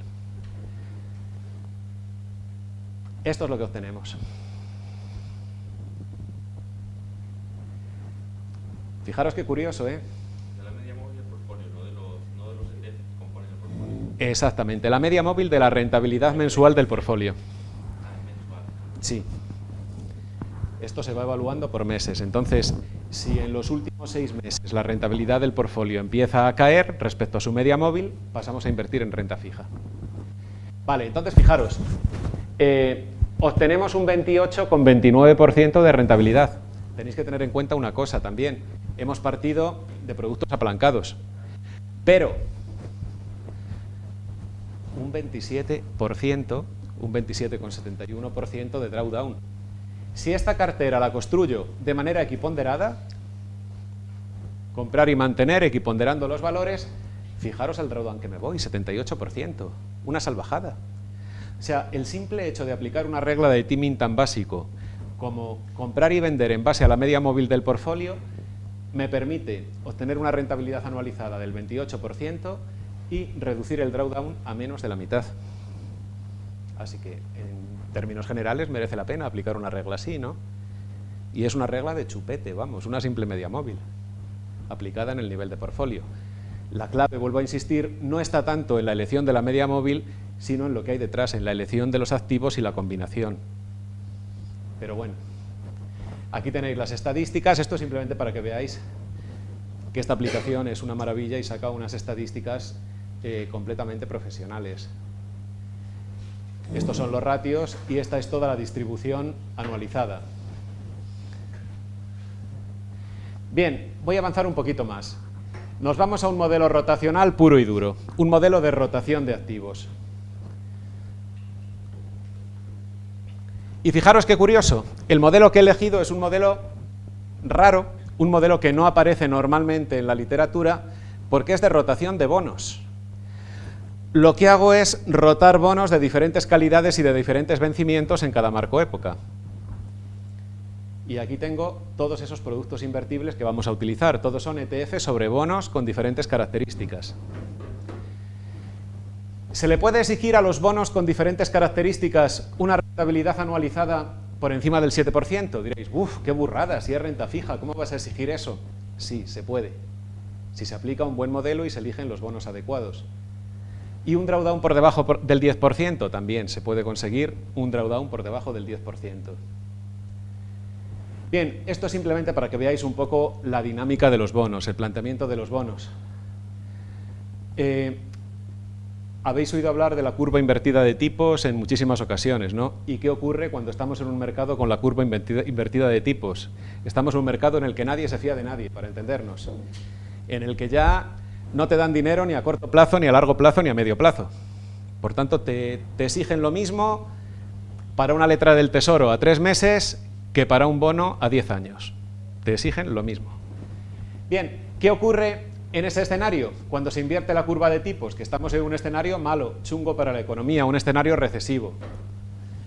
Y cuando la curva es normal, cuando por suerte suele estar mucho más tiempo en una configuración normal que en una configuración recesiva, entonces estamos en un escenario positivo para la economía, estamos en un escenario de crecimiento. La gente se fía de ti a largo plazo, los inversores se fían de las empresas y dan créditos a las empresas también a largo plazo. Bueno, fijaros qué curioso, aquí he clasificado los ETF más conocidos de renta fija en función del vencimiento y en función de la rentabilidad anualizada que ofrecen. Los T-Bill, los más conocidos, las letras del Tesoro de 1 a 3 meses, están dando en la actualidad una rentabilidad ridícula, el 0,1%. Bueno, de hecho, debéis de saber que toda rentabilidad que esté por debajo del 2%, en realidad es cero patatero. ¿Por qué? Porque no está por encima de la inflación, por tanto le pierdes dinero a esas inversiones, al situarse por debajo de la inflación. Tenemos otra inversión, otro tipo de ETF muy curioso, el PVI, de hecho solo he encontrado este y además es bastante líquido, que hace lo siguiente, invierte en bonos de las empresas y en bonos municipales de Estados Unidos a muy largo plazo, a 20 años, entre 1 y 20 años, la mayoría son de largo plazo, de 10 años en adelante, pero solo los compra cuando queda una semana para su vencimiento. Entonces el riesgo es muy pequeñito, solo queda una semana para que venza. Pero claro, la rentabilidad que obtengo es muy pequeñita también, es del 0,5% o de menos del 0,5%. Como valor refugio, como valor seguro está muy bien. Y en la parte alta de la pirámide, bueno, en la parte media tenemos el típico TLT con una rentabilidad histórica muy buena, pero ahora un poquito peor, ahora en torno al 4,8, 4,9, una cosa así. Bueno, le hemos puesto 5 para entendernos. Vamos, le hemos puesto 5 a todos los que están en esta franja. Y en la parte superior tenemos algo que está a mitad de camino entre la renta fija y la renta variable, que son los bonos convertibles y las odiosas preferentes, sobre todo en España. Bueno, un ETF de preferentes no debería daros tanto miedo. ¿Por qué? Porque es un ETF que empaqueta cientos de empresas. Entonces el riesgo se promedia mucho. No es como comprar preferentes únicamente de Bankinter. No, aquí estás comprando preferentes de a lo mejor 600 empresas estadounidenses. Puede quebrar una, pero no quiebran 600. Y tenemos bonos convertibles, que son unos bonos específicos en los cuales obtienes renta fija por invertir en una empresa, pero en el momento que quieras puedes canjearlos por acciones. O sea que si prevés una subida de los mercados, canjeas los bonos por acciones y la empresa está obligado a devolverte el dinero que has invertido en acciones. Bueno, pues aquí tenemos también, simplemente para que veamos un poquito las bases del modelo, una cosa curiosísima para que veáis cómo desde 2008 hasta 2005, 2006, la renta fija a corto plazo, ¿qué ha pasado? Que oscilaba entre nada y muy poco, más bien entre nada, estaba en torno al 0% de rentabilidad. Y ahora, desde 2015, 2016 y sobre todo en 2017, parece que en Estados Unidos la renta fija empieza a repuntar, empieza a dar cada vez más rentabilidad. Y la otra, los bonos del Tesoro a 2 y 3 años también están subiendo un montón. Estaban por debajo del 0,5 y ya se están aproximando casi al 2%. ¿Es un buen escenario el actual para la renta fija? ¿Qué está pasando? Si... La curva de tipos plana y además es que está muy baja. Yo eso no lo he visto en ningún lado y he decidido que lo que viene del libro que has puesto tú sea válido en este escenario. Vamos, no me lo creo. ¿Seguro? Sí, están subiendo, pero que están muy bajos. Sí. Hombre, y desde tan abajo, están subiendo desde cero. En el caso de las letras del Tesoro a vencimiento más corto, a 1 a 3 meses, están subiendo literalmente desde cero, incluso desde algo menos de cero, ¿eh? Al final había que pagarle al Tesoro americano por comprar letras. Pero fíjate la curva, o sea, lo importante no es que suban hasta el 1,47%, lo importante es la fuerza con la que están subiendo. Y en el otro caso, en el de los bonos a 2 y 3 años, se ve lo mismo. El problema es que los tienen bonos comprados de hace mucho tiempo. Claro. Pierden valor cuando... Yo me refiero a lo siguiente, ¿qué ocurre? Que los inversores están ya empezando a apostar otra vez por renta fija. Es decir, están empezando a apostar que este ciclo de subida que lleva ya un montón de años de los mercados puede empezar a darse la vuelta en cualquier momento y que es momento de deshacer posiciones y empezar a comprar renta fija? Parece que con esos gráficos en la mano podría decirse que sí, ¿no? Bien. Bueno, pues aplicamos un modelo de rotación aplicado a los bonos. Entonces, en cada periodo, en cada mes, dejamos solamente un producto, pero el producto que mejor rentabilidad relativa tenga con respecto a los otros. Y en el mes siguiente seguimos revisando el proceso. Bueno, pues aquí tenéis rentabilidad anualizada 9,45% y drawdown muy pequeñito, 10,12%.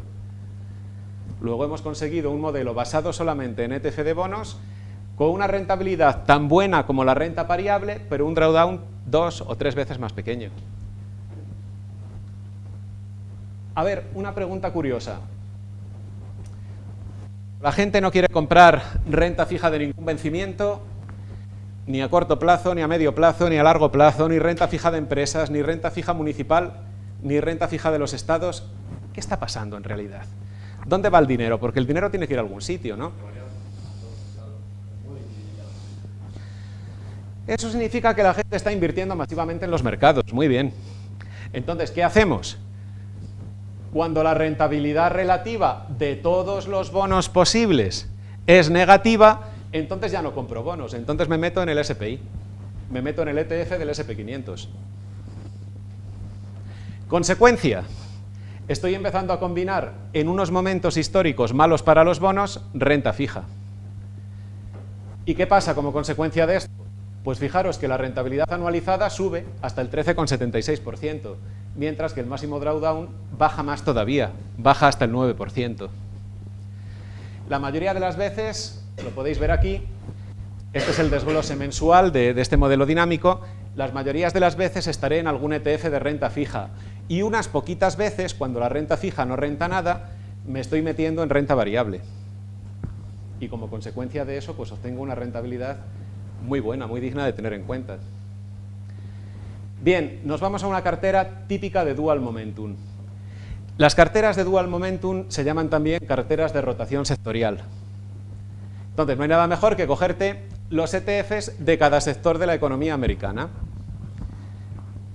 Nos hemos cogido toda esta lista de ETFs que datan de 1998, que son de todos los sectores de la economía USA, y además hemos añadido dos sectores nuevos, que en los tiempos que corren no hay más remedio que añadir, que es el ETF sobre las empresas de Internet. Hoy día no meter, cuando hay una enorme cantidad de dinero, una parte de la inversión en el sector de Internet es una locura, hay que hacerlo. Y hemos cogido también, sobre todo como, digamos, como símbolo del progreso también, y teniendo en cuenta que históricamente ha ido muy bien, del sector aeroespacial, que en Estados Unidos es muy fuerte el sector aeroespacial. Bien, entonces vamos a ver el resultado. Vamos a ver primero las bases del modelo. La base de un modelo cíclico es esto, es que en los ciclos de la economía no todos los sectores de la economía suben al mismo tiempo ni bajan al mismo tiempo. Hay un desfase, esa onda está desfasada. Entonces, hay unos cuando se inicia la recuperación que empiezan a más día, y hay otros.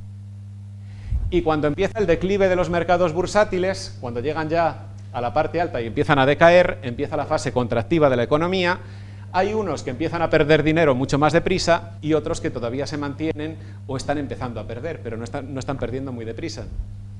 Hay unos gráficos muy bonitos en esta página web, en Stock Charts, que precisamente te permiten simular eso. Te permiten simular la rotación de los sectores en el tiempo, la rotación relativa de unos respecto a otros. Y lo ves en términos de rentabilidad, en una gráfica de rentabilidad.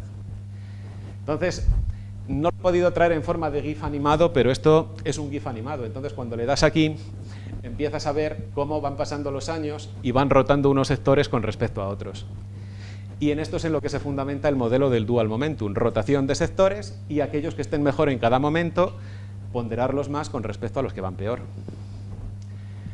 Bueno, este es el esquema de una de las formas más básicas de plantearse el Dual Momentum y estos serían los parámetros. El parámetro base es la frecuencia del trading, diaria, mensual, trimestral, y luego el tamaño de la ventana temporal en meses, En otras aplicaciones quizá podría hacerse en días o en semanas, pero en esta es forzosamente en meses porque se utilizan gráficos de base mensual y el número de activos en cartera, o sea, los activos que en cada momento queremos tener. Bien, aquí tenemos un esquema mucho más resumido. ¿Que todo va bien?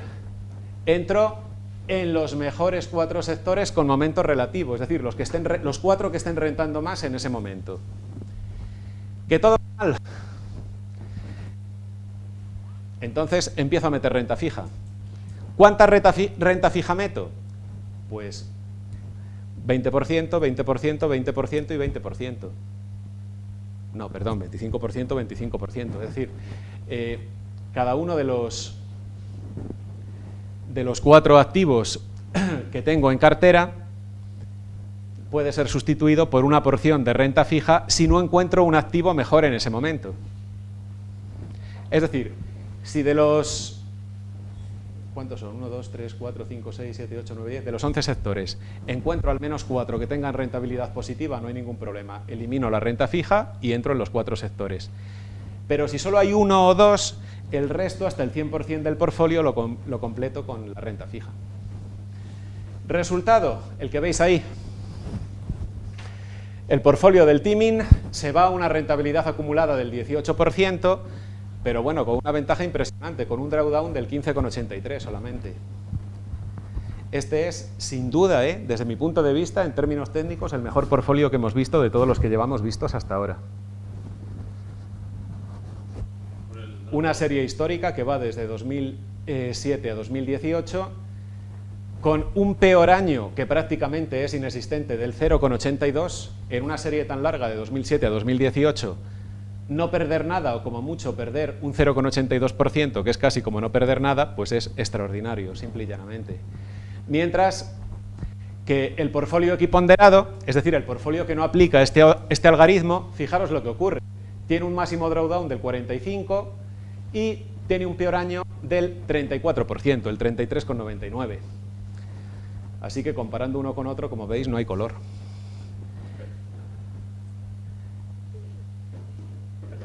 Sí. Digamos, se llega a que este portfolio es el ideal, pero claro, habría que hacer un proceso de optimización de nuevo otra vez, ¿no? Y es... Sí, pero ten en cuenta que aquí no es como en un sistema que tenemos un montón de parámetros y hacemos un montón de combinaciones. Aquí estamos decidiendo qué ventana temporal queremos utilizar. Es decir, cuántos activos vamos a invertir en cada momento. 1, 2, 3, 4, como mucho, 4. Y estamos decidiendo el timing del periodo. ¿Cuántos meses para comparar la rentabilidad? Estamos utilizando un mes para comparar la rentabilidad. O sea, estoy diciendo, si la rentabilidad del mes anterior fue mejor en este activo, mantén este activo. Si fue peor, no lo mantengas. O sea, te quiero decir que lo que estamos haciendo, sencillamente, es un modelo con mucha menos carga de parámetros, pero también un modelo que hay que evaluar cuidadosamente porque ciertamente tiene parámetros. Claro, sí, eso es indudable. Pero yo lo veo que está muy sobreoptimizado en el sentido de que, por un lado, has cogido el sector aeroespacial, el de las empresas de Internet, que ahora, en el año 2018... He cogido todos los sectores. Bueno, pero has añadido 2 que probablemente, a lo mejor, en el año 2009 no tendrías en cartera. Por ejemplo, el aeroespacial o el de Internet. Es que en 1998 no existía el sector de Internet. Eso, pero a lo mejor en el 2007, ahora en 2018, a posteriori, está bien tenerlo en cartera, pero en el 2007... ¿Por qué te crees que este histórico empieza en 2007? Pues 2007 o 2011. El histórico de esos dos, del aeroespacial y del de Internet, empieza en 2007. Y luego también yo creo que utilizar, como has utilizado en todos los modelos de TLT, que realmente los bonos pueden estar estando en una burbuja porque desde el año 85 su precio no ha hecho más que subir y subir. Lo estoy utilizando simplemente como modelo estabilizador, pero fíjate que curioso, la rentabilidad de la renta fija a largo plazo en realidad es mucho peor ahora que hace un montón de años. Entonces, si ves un gráfico del TLT, ves que la curva se va aplanando en los últimos años. Claro. A mí no me interesa lo que rente el TLT como tal, sino el efecto moderador que hace dinámicamente sobre el resto de los activos, sobre todo cuando la bolsa empieza a caer. Habría otra forma. En vez de utilizar el TLT, bueno, pues utilizo posiciones vendedoras en renta variable. Pero claro, si utilizo posiciones vendedoras de renta variable me voy a volatilidades mucho más altas, seguramente. Pero bueno, también sería viable. Bueno, y la última cartera es un modelo de asignación adaptativa, que se llama modelo de rotación factorial. en la asignación adaptativa, como os decía, lo que hacemos fundamentalmente es combinar la volatilidad con la rentabilidad y invertimos en función de la volatilidad. Por tanto, estamos combinando el momento relativo con la ponderación de los activos.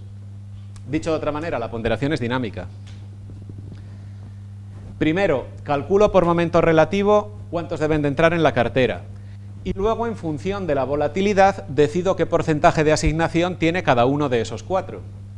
Luego es un algoritmo que tiene 2 partes. Primero decido cuáles van a entrar y luego qué ponderación va a tener cada uno de esos que entran. Bien, he utilizado elementos del modelo factorial. Entonces, lo que estoy haciendo aquí es una rotación por factores, básicamente, a los cuales, bueno, pues sí, efectivamente, he incorporado el TLT y he incorporado los bienes raíces, por darle un poquito más de diversidad. Máximo, 3 activos por periodo. Así que en cada ventana temporal va a haber un máximo de 3 y las ponderaciones variarán en función de la volatilidad. Bien, esta es la configuración del algoritmo en Portfolio Visualizer. Aquí veis los parámetros del modelo y las variables. Hay variables que, aunque no sean optimizables, también hay que tener en cuenta, porque decides tú el valor específico, aunque luego no lo optimices. Entonces, entre parámetros del modelo tenemos periodos para el cálculo del momento, periodos para el cálculo de la volatilidad, es decir, la volatilidad de cuántos meses, y el número de activos en cada periodo. Y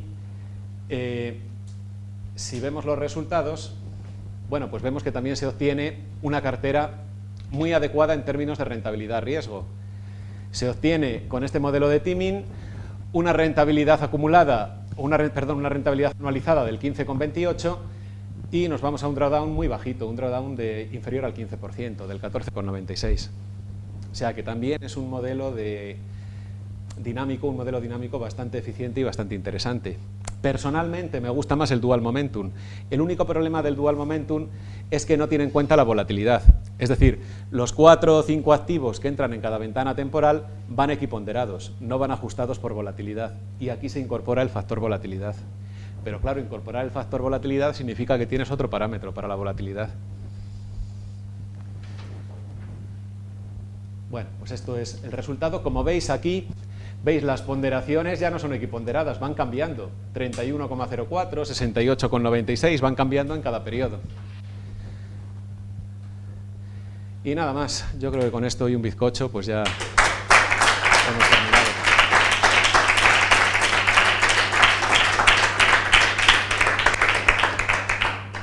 Bueno, ¿alguna cosilla queréis preguntar? ¿Alguna?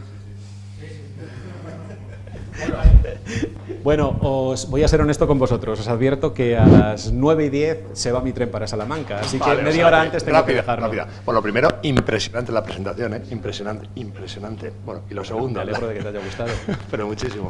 Y la segunda, ¿se te ocurrió comparar los resultados de alguna de estas carteras con los productos comerciales de fondos que, por ejemplo, tenemos a nuestra disposición en España para ver que a lo mejor los fondos que hay en España son realmente poco recomendables? Respóndete tú mismo, porque creo que antes de hacer la pregunta ya te has respondido. ¿A ti qué te parece? Intuyo que es evidente, vamos, pero... Ahora, hay que ser honestos. Estamos hablando de modelos teóricos. En el caso de los portfolios gestionados en España, estamos hablando de dinero real.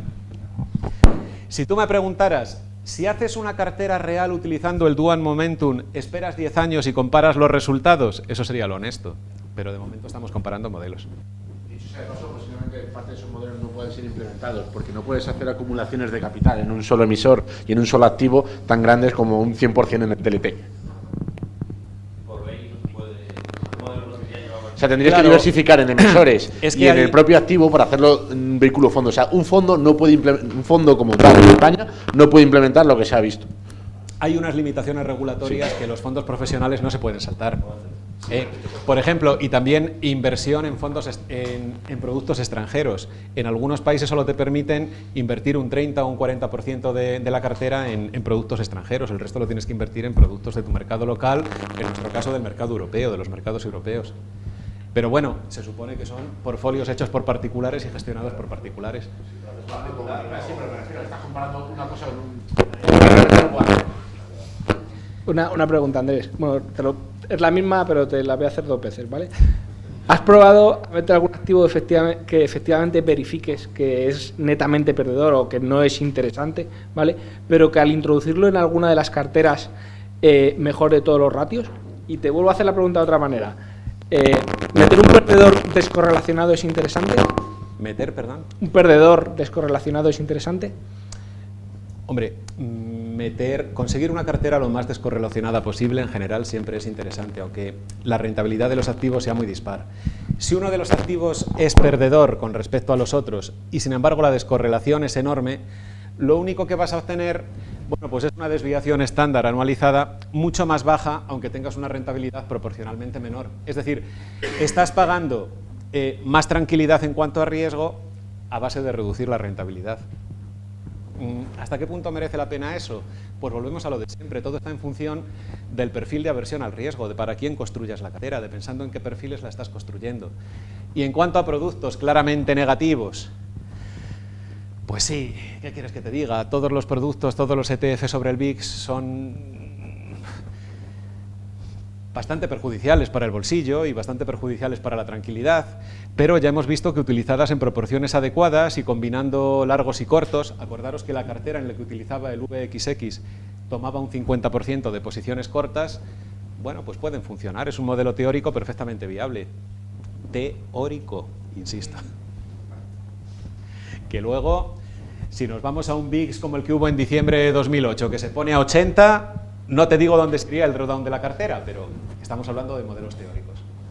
Bueno, teniendo en cuenta que el VXX empezó en 2009, me parece, es que eso ni siquiera está en el histórico. No, claro que no está. Es que no está. Ya.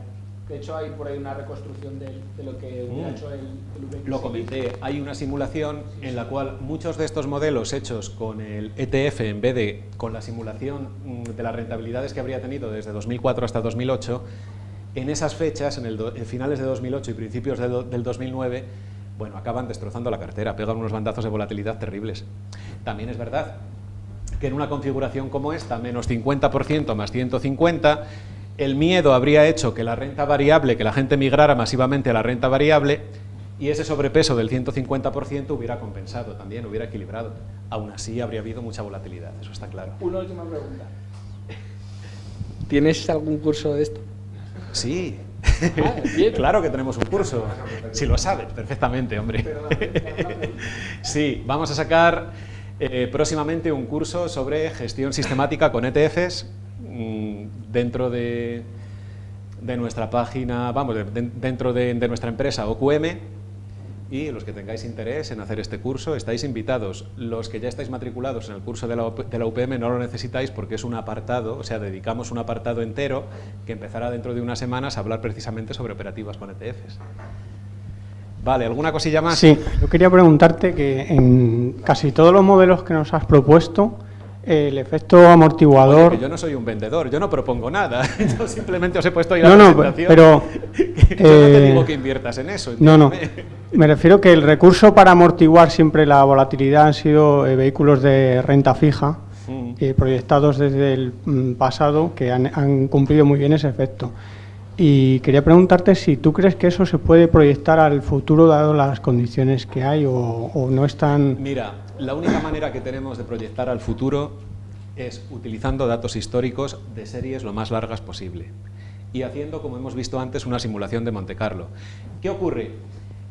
Que el futuro está por descubrir, ninguno tenemos una bola de cristal, y si viene un momento de fuertísima volatilidad o un caso como el del Brexit, que estábamos comentando antes de esta charla, que no está previsto o que no ha ocurrido nunca en ninguna serie histórica, está claro que te va a pillar el toro. Pero ¿Por qué? Porque me eso refiero no está contemplado en el modelo. A la situación un poco de la renta fija, que siempre es el activo para amortiguar, dada la situación que tenemos ahora. ¿Tú crees ¿Qué puede que eso ocurrir se puede... con la renta fija? Pues yo creo que lo peor ha ocurrido, literalmente. O sea, lo peor es que la renta fija tenía una rentabilidad en el largo plazo ridícula. Tú fíjate que el bono alemán a 10 años estaba en torno al 1%, incluso un poco por debajo del 1%. Eso es inaudito, eso no se ha visto nunca, ¿eh?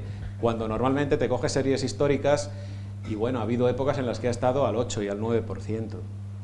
Y la renta fija americana a largo plazo 3/4 de lo mismo. Entonces creo que los peores escenarios los hemos visto ya. ¿Y a qué se deben esos escenarios malos, tremendamente malos? A la intervención de los bancos centrales, sin duda alguna. Y a estar regando con liquidez a los bancos a interés cero prácticamente. Entonces, claro, si el Banco Central Europeo o la Reserva Federal está regalando dinero a los bancos sin pagar ningún tipo de interés, ¿qué necesidad tienen de comprar bonos? Dime. Voy a hacer una pregunta que no tanto por el modelo en sí o por el diseño, sino por la gestión de un inversor final. ¿Has probado cómo influyen las entradas y salidas de capital? Porque muchos de estos modelos, sobre todo de core satellites y demás, de portfolios permanentes, realmente lo que termina haciendo la gente es meter una cantidad X de dinero con aportaciones periódicas como si fuera su plan de pensiones. Sí, es curioso. Me alegro de que lo estés preguntando, Raúl, porque precisamente esta aplicación me ha gustado porque permite simular aportaciones y retiradas de capital, aportaciones periódicas y retiradas periódicas, y ver cómo evoluciona la curva del equity en función de las aportaciones periódicas. Si tú conviertes esta cartera en un fondo hucha, un fondo en el que vas metiendo todos los meses una cantidad fija, el efecto, ¿sabes cuál es? Durante 20 años, que la rentabilidad aumenta muchísimo más todavía. En realidad aumenta muchísimo más.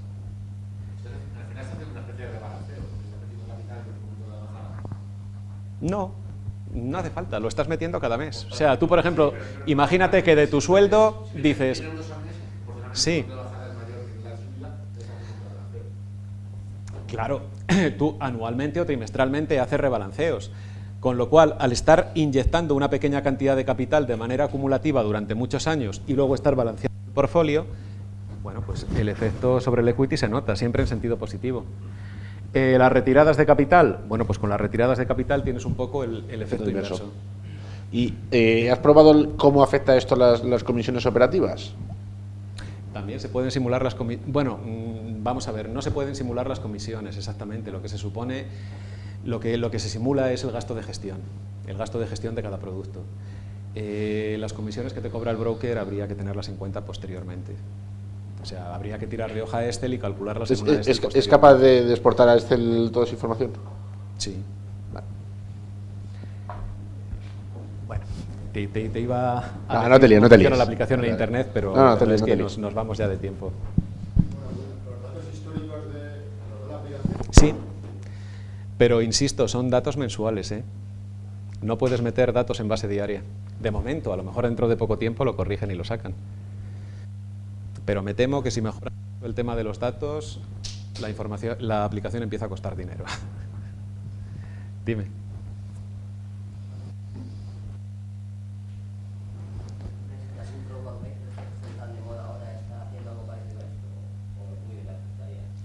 Sí, de hecho hay varios robo-advisors que están utilizando técnicas de teaming basadas en el dual momentum y basadas en algoritmos de este tipo. Sí, claro que los hay. Porque son técnicas muy sencillitas, con reglas muy estandarizadas y muy fáciles de automatizar. No tiene mayor dificultad. De hecho, yo te diría que los RoboAdvisor lo que no te van a utilizar es una composición compleja basada en Smart Beta o en elección de factores, porque eso tiene un componente humano, tiene un componente de selección producto a producto. Pero aplicar unas reglas estandarizadas de este tipo, si está por encima de la media compro esto, si está por debajo compro lo otro, eso... Bueno, pues en términos de algoritmo se puede hacer de forma muy sencillita. ¿Alguna cosa más? Bueno, pues nada, muchísimas gracias por estar aquí y ha sido un placer estar con vosotros.